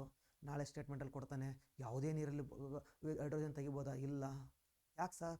ನಾರ್ಮಲ್ ನೀರಲ್ಲಾದರೆ ಮಿನರಲ್ಸ್ ಇರ್ತವೆ, ಆ ಮಿನರಲ್ಸಲ್ಲಿ ಎಲೆಕ್ಟ್ರಾನ್ಸ್ ಪಾಸ್ ಆಗುತ್ತೆ. ಇದು ಎಲೆಕ್ಟ್ರಾನ್ಸ್ ಪಾಸ್ ಆಗಬಾರ್ದು, ಡಿವೈಡ್ ಆಗಬೇಕು. ಹಾಗಾದರೆ ಈಗ ಇದು ಶುದ್ಧ ನೀರು, ಇದೊಂದು ಸಮಸ್ಯೆ ಕಂಡ್ರೆ ಇದು. ಹಾಗಾದರೆ ಗ್ರೀನ್ ಹೈಡ್ರೋಜನ್ ತಯಾರು ಮಾಡಬೇಕಂದ್ರೆ ಏನು ಬೇಕು? ಶುದ್ಧ ನೀರು ಇರಬೇಕು. ಶುದ್ಧ ನೀರಂದರೆ ಹಾಗಾದರೆ pH ವ್ಯಾಲ್ಯೂ 7. ಶುದ್ಧ ನೀರು. ಈ ಶುದ್ಧ ನೀರಿನ ಒಳಗಡೆ ಹರಿಸಿದ್ರೆ ನಮಗೆ ಆಗ ಅಲ್ಲಿ ಕರೆಂಟ್ ಪಾಸ್ ಆಗಲ್ಲ, ಬದಲಾಗಿ ಎಲೆಕ್ಟ್ರೋಲೈಸ್ ಆಗ್ತೈತಿ. ಆಗ ಔಟ್ಪುಟ್ ಏನು ಸಿಗ್ತೈತಪ್ಪ ಅಂದ್ರೆ ನಮಗೆ ಹೈಡ್ರೋಜನ್ನು ಪ್ಲಸ್ ಆಕ್ಸಿಜನ್ ಸಿಗ್ತೈತಿ. ಇಲ್ಲಿ ಬಂತಲ್ವ ಹೈಡ್ರೋಜನ್ನು, ದಿಸ್ ಈಸ್ ಈ ಹೈಡ್ರೋಜನ್ಗೆ ನಾವು ಗ್ರೀನ್ ಹೈಡ್ರೋಜನ್ ಅಂತ ಕರಿತಾ ಹೋಗ್ತೀವಿ. ಈ ಹೈಡ್ರೋಜನ್ಗೆ green hydrogen.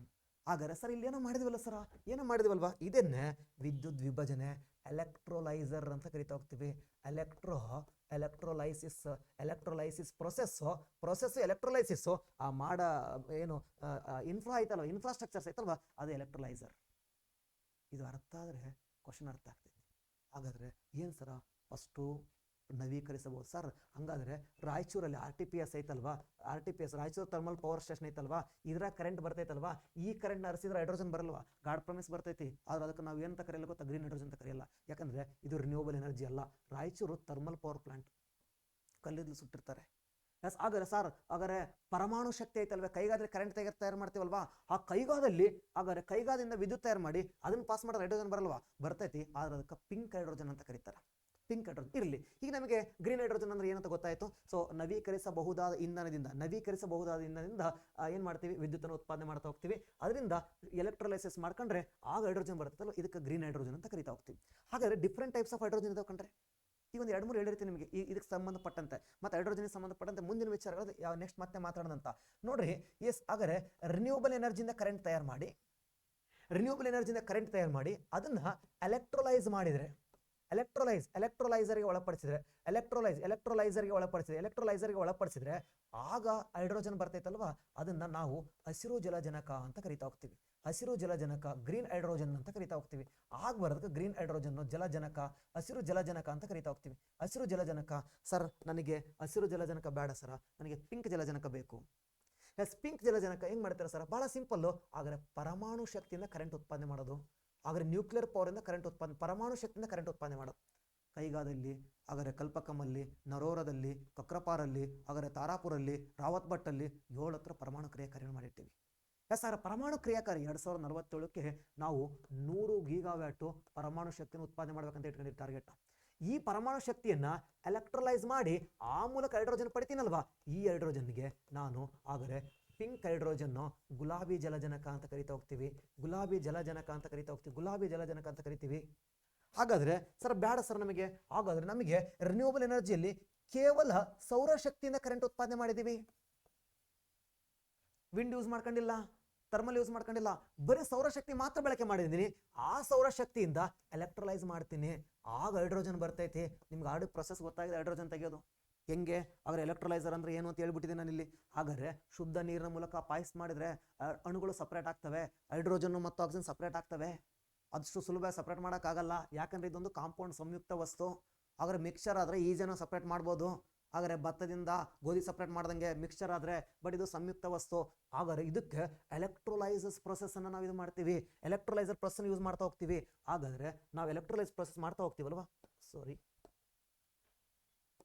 Electrolyser process ಮಾಡ್ತೀವಲ್ವಾ, current ಅನ್ನ ಯಾವ್ದು ಬಳಕೆ ಮಾಡ್ತಾ ಇದೀವಿ ಅನ್ನುವ ಆಧಾರದ ಮೇಲೆ ರಿನ್ಯೂವಬಲ್ ಎನರ್ಜಿಯಿಂದ ಕರೆಂಟ್ ಉತ್ಪಾದನೆ ಮಾಡಿ ಎಲೆಕ್ಟ್ರೋಲೈಸ್ ಮಾಡಿದ್ರೆ ಗ್ರೀನ್ ಹೈಡ್ರೋಜನ್, ಪರಮಾಣು ಶಕ್ತಿಯಿಂದ ಎಲೆಕ್ಟ್ರೋಲೈಸ್ ಮಾಡಿದ್ರೆ ಗುಲಾಬಿ ಜಲಜನಕ ಪಿಂಕ್ ಹೈಡ್ರೋಜನ್, ಸೌರಶಕ್ತಿಯಿಂದ ಕರೆಂಟ್ ಅನ್ನು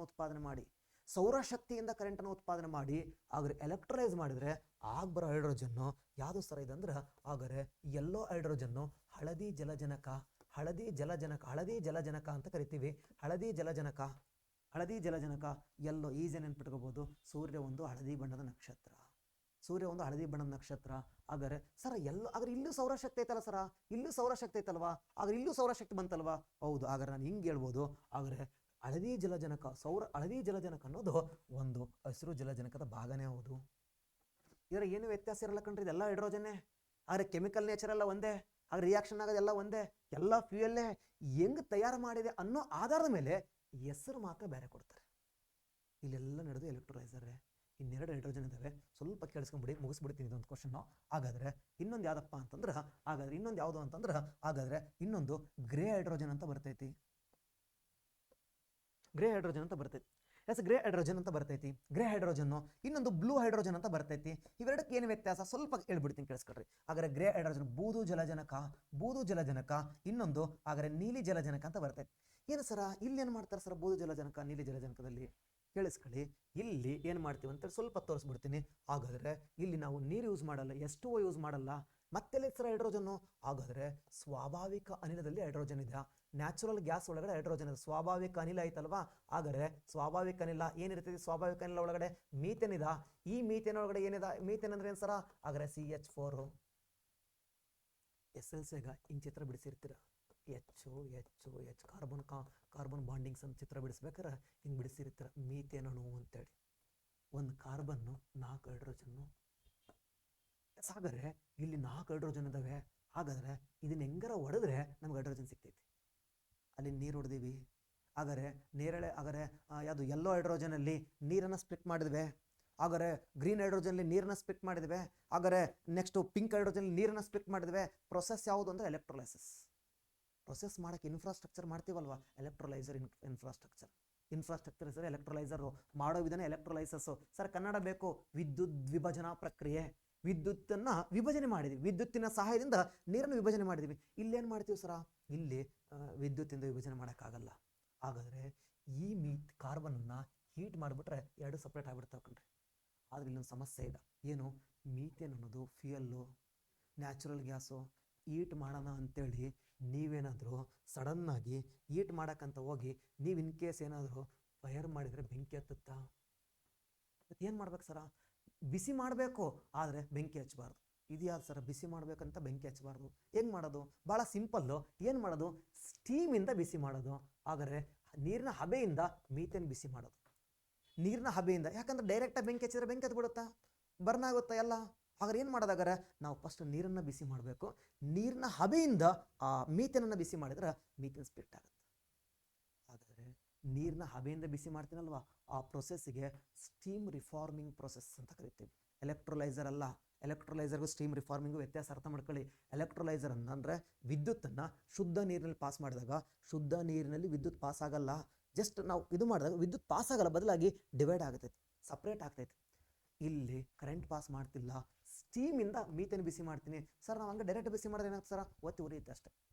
ಆದರೆ ಸ್ಟೀಮಿಂದ ಅದ್ರ ಮೀಥೇನ್ ಬಿಸಿ ಮಾಡಿದರೆ ಆಗ ಏನು ಆಚೆ ಬರ್ತದೆ ಗೊತ್ತಾ, ಕಾರ್ಬನ್ ಆಚೆ ಬರ್ತೈತಿ, ಅದರ ಜೊತೆಗೆ ಹೈಡ್ರೋಜನ್ ಆಚೆ ಬರ್ತೈತಿ.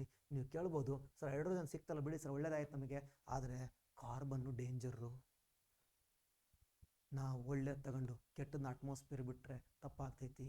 ಮತ್ತು ಏನು ಮಾಡೋ ಸರ, ಹಂಗೆ ಬಿಟ್ಟರೆ ಏನು ಮಾಡೋ ಸರ, ಕೇಳಿಸ್ಕೊ, ಕಾರ್ಬನನ್ನು ಹೈಡ್ರೋಜನ್ ತಗೊಂಡು ಕಾರ್ಬನನ್ನು ಹಂಗೆ ಅಟ್ಮಾಸ್ಫಿಯರ್ ಬಿಟ್ಟೆ ಅಂತಂದರೆ, ಆ ಕಾರ್ಬನ್ ಅಟ್ಮಾಸ್ಫಿಯರ್ ಬಿಟ್ಟೆ ಅಂದರೆ ಅದಕ್ಕೆ ನೀಲಿ ಜಲಜನಕ ಅಂತ ಕರಿತೀವಿ. ಸರ್ ನೀಲಿ ಜಲಜನಕ ಅಂದರೆ ಏನು ಸರ್ ಗೊತ್ತಾಗಲಿಲ್ಲ, ಭಾಳ ಸಿಂಪಲ್ಲು. ನ್ಯಾಚುರಲ್ ಗ್ಯಾಸ್ ಇದೆ, ಅದನ್ನ ಸ್ಟೀಮ್ ರಿಫಾರ್ಮಿಂಗ್ ಮಾಡ್ತೀನಿ. ಸ್ಟೀಮ್ ರಿಫಾರ್ಮಿಂಗ್ ಅಂತಂದರೆ ನೀರಿನ ಹಬೆಯಿಂದ ಬಿಸಿ ಮಾಡ್ತೀನಿ. ನೀರಿನ ಹಬೆಯಿಂದ ಬಿಸಿ ಮಾಡಿದರೆ ಏನಾಗ್ತೈತೆ ಗೊತ್ತಾ, ಕಾರ್ಬನ್ ಅಣು ಹೈಡ್ರೋಜನ್ ಬಾಂಡಿಂಗ್ ಏನಾಗ್ತೈತಿ, ಕೊಲ್ಯಾಪ್ಸ್ ಆಗ್ತೈತಿ, ಬಾಂಡಿಂಗ್ ರಿಲೀಸ್ ಆಗ್ತೈತಿ, ಬಾಂಡಿಂಗ್ ಸಪ್ರೇಟ್ ಆಗ್ತಾವ, ಹೈಡ್ರೋಜನ್ ಸಪ್ರೇಟ್ ಬರ್ತೈತಿ, ಕಾರ್ಬನ್ ಸಪ್ರೇಟ್ ಬರ್ತೈತಿ. ಹೈಡ್ರೋಜನ್ ನನಗೆ ಬೇಕು, ಹಾಗಾದ್ರೆ ನನಗೆ ಅವೈಲೇಬಲ್ ಇದೆ, ಬೇಕಾಗಿದೆ, ನೀಡಿದೆ, ಹೈಡ್ರೋಜನ್ ತಗೊಳ್ತೀನಿ. ಸರ್ ಕಾರ್ಬನ್ ಏನು ಮಾಡೋದು, ಬಿಟ್ಟರೆ ಅಟ್ಮಾಸ್ಫಿಯರ್ ಬಿಟ್ಟೆ ಅಂತ ಅನ್ಕೋ. ಈ ಹೈಡ್ರೋಜನ್ ಹೆಸರು ಏನು ಗೊತ್ತಾ, ಈ ಹೈಡ್ರೋಜನ್ ಹೆಸರು ಹಾಗಾದರೆ ಏನು ನೀಲಿ ಜಲಜನಕ ಅಂತ, ಅಲ್ಲ ಸಾರಿ ಬೂದು ಜಲಜನಕ ಅಂತೇಳಿ. ಇದ್ರ ಹೆಸರು ಬೂದು ಜಲಜನಕ. ಏನು ಸರ ಬೂದು ಜಲಜನಕ ಅಂತಂದ್ರೆ ಭಾಳ ಸಿಂಪಲ್ಲು. ಮೀಥೇನನ್ನು ಸ್ಟೀಮ್ ರಿಫಾರ್ಮ್ ಮಾಡಿದರೆ, ಹಾಗಾದರೆ ನೀರಿನ ಹಬೆಯಿಂದ ನಾವೇನಾರ ಬಾಯ್ಲ್ ಮಾಡಿದರೆ ಆಗ ಏನು ಕಾರ್ಬನ್ ಬರ್ತೈತಿ, ಹೈಡ್ರೋಜನ್ ಬರ್ತೈತಿ. ಕಾರ್ಬನ್ ಅಟ್ಮಾಸ್ಫಿಯರ್ ಬಿಟ್ಟರೆ ಬೂದು ಜಲಜನಕ. ನಾನು ಯಾಕೆ ನೀಲಿ ಜಲಜನಕ ಅಂತ ನಾನು ಹೇಳ್ಬಿಡ್ತೀನಿ, ಕೇಳಿಸ್ಕೊಳ್ಳಿ. ಒಂದು ವೇಳೆ ಕೇಳಿಸ್ಕೊಳ್ಳಿ, 1-2 ಸೆಕೆಂಡ್ಲಿ ಟಾಪಿಕ್ ಕ್ಲಿಯರ್ ಮಾಡ್ತೀನಿ. ನೀಲಿ ಜಲಜನಕ ಒಂದು ವೇಳೆ ಇದನ್ನು ಅಟ್ಮಾಸ್ಫಿಯರ್ ಬಿಡಲ್ಲ ಸರ್ ನಾನು, ಇದು ಭಾಳ ಡೇಂಜರ್ ಆಗ್ತೈತೆ ಅಟ್ಮಾಸ್ಫಿಯರ್ಗೆ, ನಾನು ಇದನ್ನು ಸಿಕ್ವೆಸ್ಟ್ರೇಷನ್ ಮಾಡ್ತೀನಿ. ಸರ್ ಸಿಕ್ವೆಸ್ಟ್ರೇಷನ್ ಅಂದರೆ ಏನು ಸರ, ಸಿಕ್ವೆಸ್ಟ್ರೇಷನ್ ಅಂದರೆ ಕಾರ್ಬನನ್ನು ಅಟ್ಮಾಸ್ಫಿಯರ್ ಬಿಡಲ್ಲ, ನಾನು ಸಂಗ್ರಹ ಮಾಡ್ತೀನಿ, ಕ್ಯಾಪ್ಚರ್ ಮಾಡ್ತೀನಿ, ಸ್ಟೋರ್ ಮಾಡ್ತೀನಿ. ಆ ಕಾರ್ಬನ್ ಅಟ್ಮಾಸ್ಫಿಯರ್ ಬಿಟ್ಟೆ ಅಂದರೆ ಬೂದು ಜಲಜನಕ. ಅಟ್ಮಾಸ್ಫಿಯರ್ ಬಿಡಲ್ಲ, ಸ್ಟೋರ್ ಮಾಡ್ಕೊಳ್ತೀನಿ ನಾನು ಅಂತಂದರೆ ನೀಲಿ ಜಲಜನಕ. ಹಾಗಾದರೆ ನೀಲಿ ಜಲಜನಕ, ಹಾಗಾದರೆ ಬ್ಲೂ ಹೈಡ್ರೋಜನ್ಗೂ ಗ್ರೇ ಹೈಡ್ರೋಜನ್ಗೆ ಏನು ವ್ಯತ್ಯಾಸ, ಸೇಮ್ ಪ್ರೊಸೆಸ್ ಕಣ್ರಿ. ನ್ಯಾಚುರಲ್ ಗ್ಯಾಸು ಮೈಥೇನು ಅಥವಾ ಮೀಥೇನು ಸ್ಟೀಮ್ ರಿಫಾರ್ಮಿಂಗು, ಕಾರ್ಬನ್ ಹೈಡ್ರೋಜನ್ ಬಂತು, ಹೈಡ್ರೋಜನ್ ನನಗೆ ಬೇಕು ತಗೊಂಡಿದ್ದೀನಿ, ಕಾರ್ಬನ್ ಬೇಕು ಅಂತ ಇಟ್ಕೊಂಡ್ರೆ ನೀಲಿ ಜಲಜನಕ, ಕಾರ್ಬನ್ ಬೇಡ ಅಟ್ಮಾಸ್ಫಿಯರ್ ಬಿಡು ಅಂತಂದರೆ ಹಾಗಾದರೆ ಬೂದು ಜಲಜನಕ. ಈಗ ಸ್ವಲ್ಪ ಗಮನಿಸ್ತಾ ಬರುವ ಹಾಗಾದರೆ ನಮ್ಮ ದೇಶದಲ್ಲಿ ನಾವೊಂದು ಮಿಷನ್ ತಗೊಂಡು ಬಂದೀವಿ, NGHM ಅಂತೇಳಿ, ನ್ಯಾಷನಲ್ ಗ್ರೀನ್ ಹೈಡ್ರೋಜನ್ ಮಿಷನ್ ಅಂತೇಳಿ. ಏನು sir national green hydrogen mission, 2030 ಬರೋ ವೇಳೆಗೆ ನಮ್ದೊಂದು ಟಾರ್ಗೆಟ್ ಇಟ್ಕೊಂಡಿವಿ. ಏನು ಟಾರ್ಗೆಟ್ ಇಟ್ಕೊಂಡಿವಿ, ನ್ಯಾಷನಲ್ ಗ್ರೀನ್ ಹೈಡ್ರೋಜನ್ ಮಿಷನ್ ಒಳಗೆ ಏನು ಟಾರ್ಗೆಟ್ ಇಟ್ಕೊಂಡಿವಿ ಅಂದರೆ, ನಮ್ಮ ದೇಶದಲ್ಲಿ ಗ್ರೀನ್ ಹೈಡ್ರೋಜನನ್ನು ಎಷ್ಟು ಉತ್ಪಾದನೆ ಮಾಡಬೇಕಂದ್ರೆ 2030 ಬರೋ ವೇಳೆಗೆ ಅಟ್ಲೀಸ್ಟ್ ಪದ ಭಾಳ ಇಂಪಾರ್ಟೆಂಟು, ಅಟ್ಲೀಸ್ಟ್ ಕನಿಷ್ಠ ಅಂತಂದ್ರೂ ಕೂಡ 5 metric million ton green hydrogen ಉತ್ಪಾದನೆ ಮಾಡಬೇಕು. ಒಂದು ವರ್ಷಕ್ಕೆ ಪರ್ ಯಾನಮ್ ನಾವೊಂದು ಟಾರ್ಗೆಟ್ ಮಾಡ್ಕೊಂಡಿವಿ. ಏನು ಟಾರ್ಗೆಟ್ ಗೊತ್ತಾ, 2030 ಬರೋ ವೇಳೆಗೆ ಇಂಡಿಯಾದಲ್ಲಿ ಒಂದು ವರ್ಷಕ್ಕೆ 2030ರಿಂದ ಪ್ರತಿ 1 ವರ್ಷಕ್ಕೆ 5 ಮೆಟ್ರಿಕ್ ಮಿಲಿಯನ್ ಟನ್ನಷ್ಟು ಗ್ರೀನ್ ಹೈಡ್ರೋಜನ್ ಉತ್ಪಾದನೆ ಮಾಡ್ತಾ ಇದ್ದೀವಿ. ಅದೊಂದು ಟಾರ್ಗೆಟ್ ಇಟ್ಕೊಂಡಿದ್ದೀವಿ. Sir 5 metric million ton green hydrogen ಉತ್ಪಾದನೆ ಮಾಡಬೇಕು ಅಂದರೆ ನಮಗೆ ಆಲ್ರೆಡಿ ಗ್ರೀನ್ ಹೈಡ್ರೋಜನ್ ಪ್ರೊಸೆಸ್ ಗೊತ್ತಾಗಿದೆ. ರಿನ್ಯೂವಬಲ್ ಎನರ್ಜಿ ಬೇಕು, ರಿನ್ಯೂವಬಲ್ ಎನರ್ಜಿಯನ್ನು ಎಲೆಕ್ಟ್ರೋಲೈಸ್ ಮಾಡಬೇಕು. ಎಲೆಕ್ಟ್ರೋಲೈಸ್ ಮಾಡಿದ್ರೆ ನಮಗೆ ಗ್ರೀನ್ ಹೈಡ್ರೋಜನ್ ಸಿಗ್ತೈತಿ. ಇದು ನಮಗೆ ಆಲ್ರೆಡಿ ಪ್ರಿನ್ಸಿಪಲ್ ಗೊತ್ತಾಗಿದೆ, ಪ್ರೊಸೆಸ್ ಹೆಂಗಂತ ಗೊತ್ತಾಗೈತಿ. ಈಗ ನಿಮಗೆ ನ್ಯಾಷನಲ್ ಗ್ರೀನ್ ಹೈಡ್ರೋಜನ್ ಮಿಷನ್ ಓದ್ಕೊಳ್ಳೋದು ಭಾಳ ಸುಲಭ. ನನಗೆ ಇಷ್ಟು ಗ್ರೀನ್ ಹೈಡ್ರೋಜನ್ ಬೇಕಂದರೆ ಸರ್ ಮತ್ತು ಎಲೆಕ್ಟ್ರೋಲೈಸರ್ ಮಾಡೋಕ್ಕೆ ಇನ್ಫ್ರಾಸ್ಟ್ರಕ್ಚರ್ ಬೇಕಲ್ವೇ, ಹಾಗಾದ್ರೆ ಎಲ್ಲಿ ಮನೆಗೆ ಮಾಡೋಕ್ಕಾದೀತೆ, ಹಾಗಾದ್ರೆ ಪ್ಲಾಂಟ್ಸ್ಗಳನ್ನು ಮಾಡಬೇಕಲ್ವೇ. ಹಾಗಾದರೆ ಸುಮಾರು 65ರಿಂದ 100 ಗೀಗಾವ್ಯಾಟ್ ಸಾಮರ್ಥ್ಯದ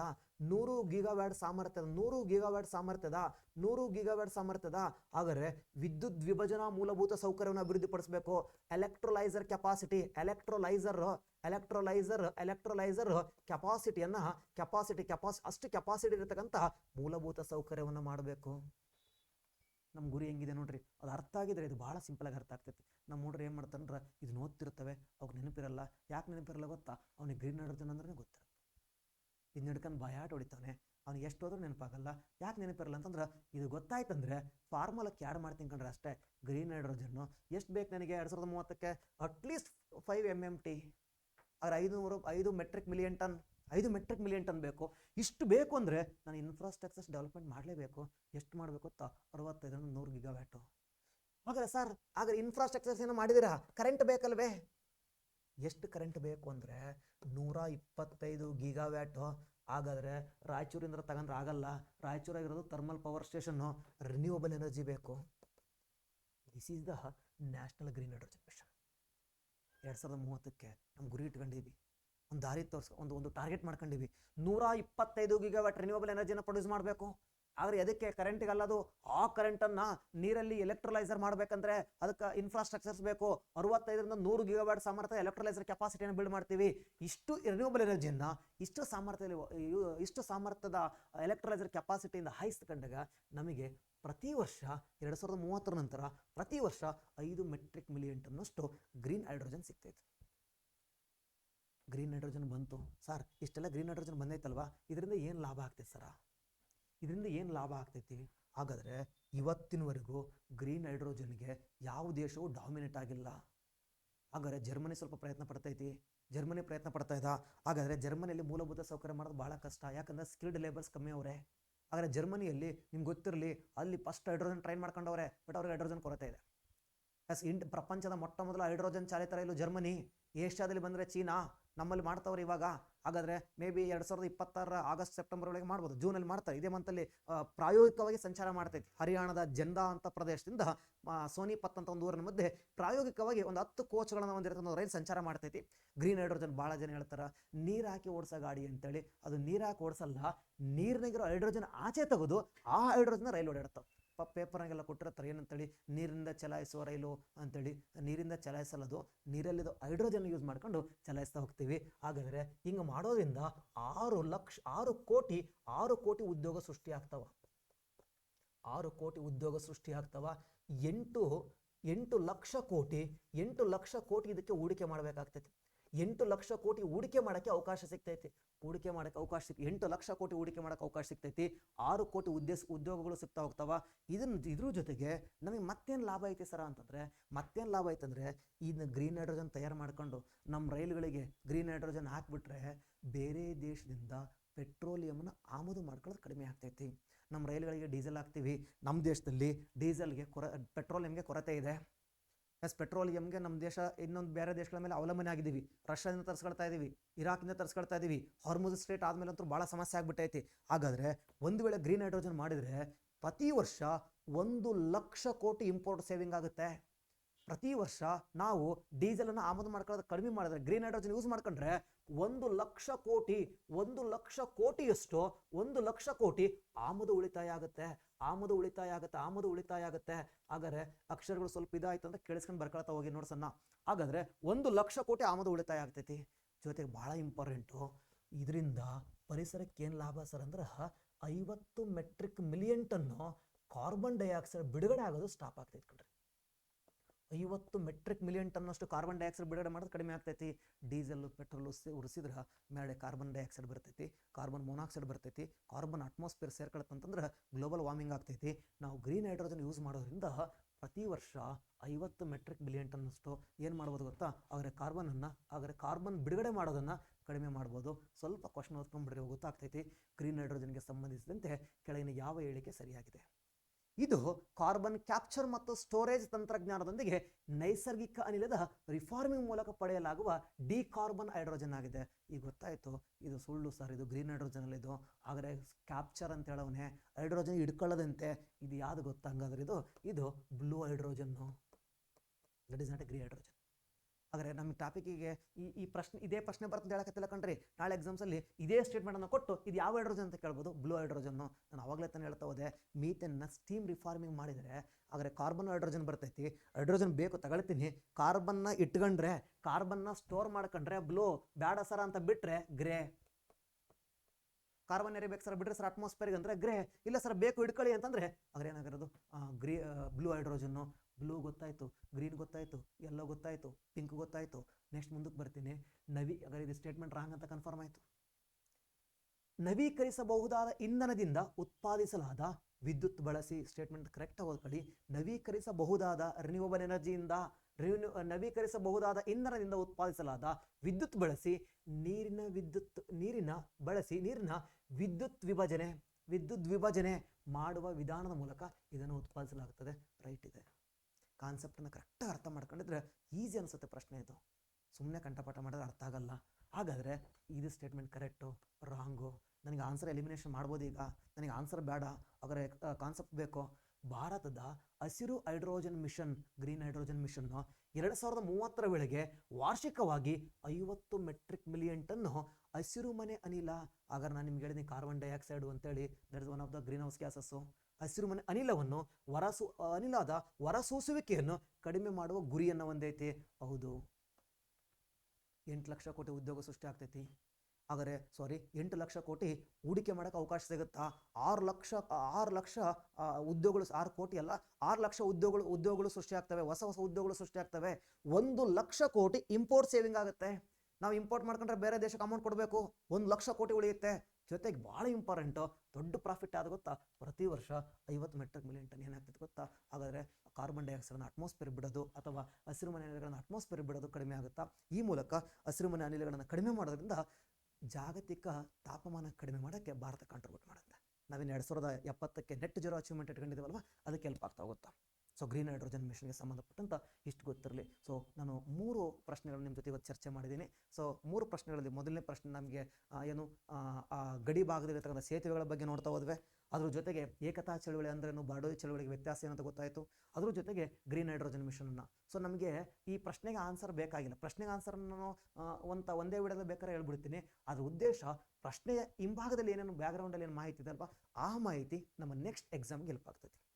ಸೊ ಹಿಂಗೆ ನಾವು ಮುಂದಿನ ವಿಡಿಯೋಗಳಲ್ಲಿ ಇದೇ ರೀತಿ ಯಾವ್ಯಾವ ಅತ್ಯಂತ ಮುಖ್ಯವಾಗಿದ್ದಾವೆ, ಯಾವ ನೆಕ್ಸ್ಟ್ ಎಕ್ಸಾಮ್ಸ್ ನಮಗೆ ಭಾಳ ಇಂಪಾರ್ಟೆಂಟ್ ಅನ್ನಿಸ್ತಾ ಹೋಗ್ತಾವೋ ಅಂಥ ಅಂಥ ಒಂದು ಪ್ರಶ್ನೆಗಳನ್ನು ತಗೊಂಡು ಬಂದು, ಸೊ UPSCಗೆ ಸಂಬಂಧಪಟ್ಟಂಥ ಹಲವಾರು ಪ್ರಶ್ನೆಗಳು ಇದಾದಮೇಲೆ ಮತ್ತೆ ನಾವು PSI ಮತ್ತು ನಮ್ಮ FD STA ಮತ್ತು ನಮ್ಮ KA, ಇತ್ತೀಚೆಗೆ KA ಏನು ಪ್ರಶ್ನೆ ಪತ್ರಿಕೆ ತೆಗೆದಾರಲ್ವ, ಸಾಧ್ಯವಾದಷ್ಟು ರೀಸೆಂಟ್ ಪ್ರಶ್ನೆ ಪತ್ರಿಕೆಗಳನ್ನು ನಾವು ಯೂಟ್ಯೂಬ್ ಚಾನಲ್ ಅಪ್ಲೋಡ್ ಮಾಡ್ತಾ ಹೋಗ್ತೀವಿ. ಸೊ ಇಷ್ಟು ನಿಮಗೆ ಈ ಒಂದು ಕ್ಲಾಸ್ ಬಗ್ಗೆ ಗೊತ್ತಿರಲಿ. ನಿಮಗೇನಾದರೂ ಡೌಟ್ ಬಂತಂದರೆ ಕಮೆಂಟ್ ಮಾಡಿರಿ. ಮಾತೃಭೂಮಿ ಯೂಟ್ಯೂಬ್ ಚಾನಲ್, ಮಾತೃಭೂಮಿ ಆನ್ಲೈನ್ ಕ್ಲಾಸಸ್ಗೆ ಏನು ಮಾಡಿಯಪ್ಪ ಅಂದ್ರೆ ಸಬ್ಸ್ಕ್ರೈಬ್ ಆಗಿ ಅಂತ ಕೇಳ್ಕೊಳ್ತಾ ಇದ್ದೀನಿ. ಇಷ್ಟು ಇದು ನಮ್ಮ ಕಡೆಯಿಂದ ಮೊಟ್ಟ ಮೊದಲ ವಿಡಿಯೋನ ಅಪ್ಲೋಡ್ ಮಾಡ್ತಾ ಇದ್ದೀವಿ. ಸೊ ಇದೇ ನಿಮ್ಮ ಸಹಕಾರದಿಂದ ಮತ್ತೆ ಇಂಥ ವಿಡಿಯೋಗಳನ್ನು ನಾವು ಸಾಧ್ಯವಾದಷ್ಟು ಹೆಚ್ಚು ವಿಡಿಯೋಗಳನ್ನು ನಿಮಗೆ ಕೊಡ್ತಾ ಹೋಗ್ತೀವಿ. ಸೊ ಧನ್ಯವಾದಗಳು. Thank you.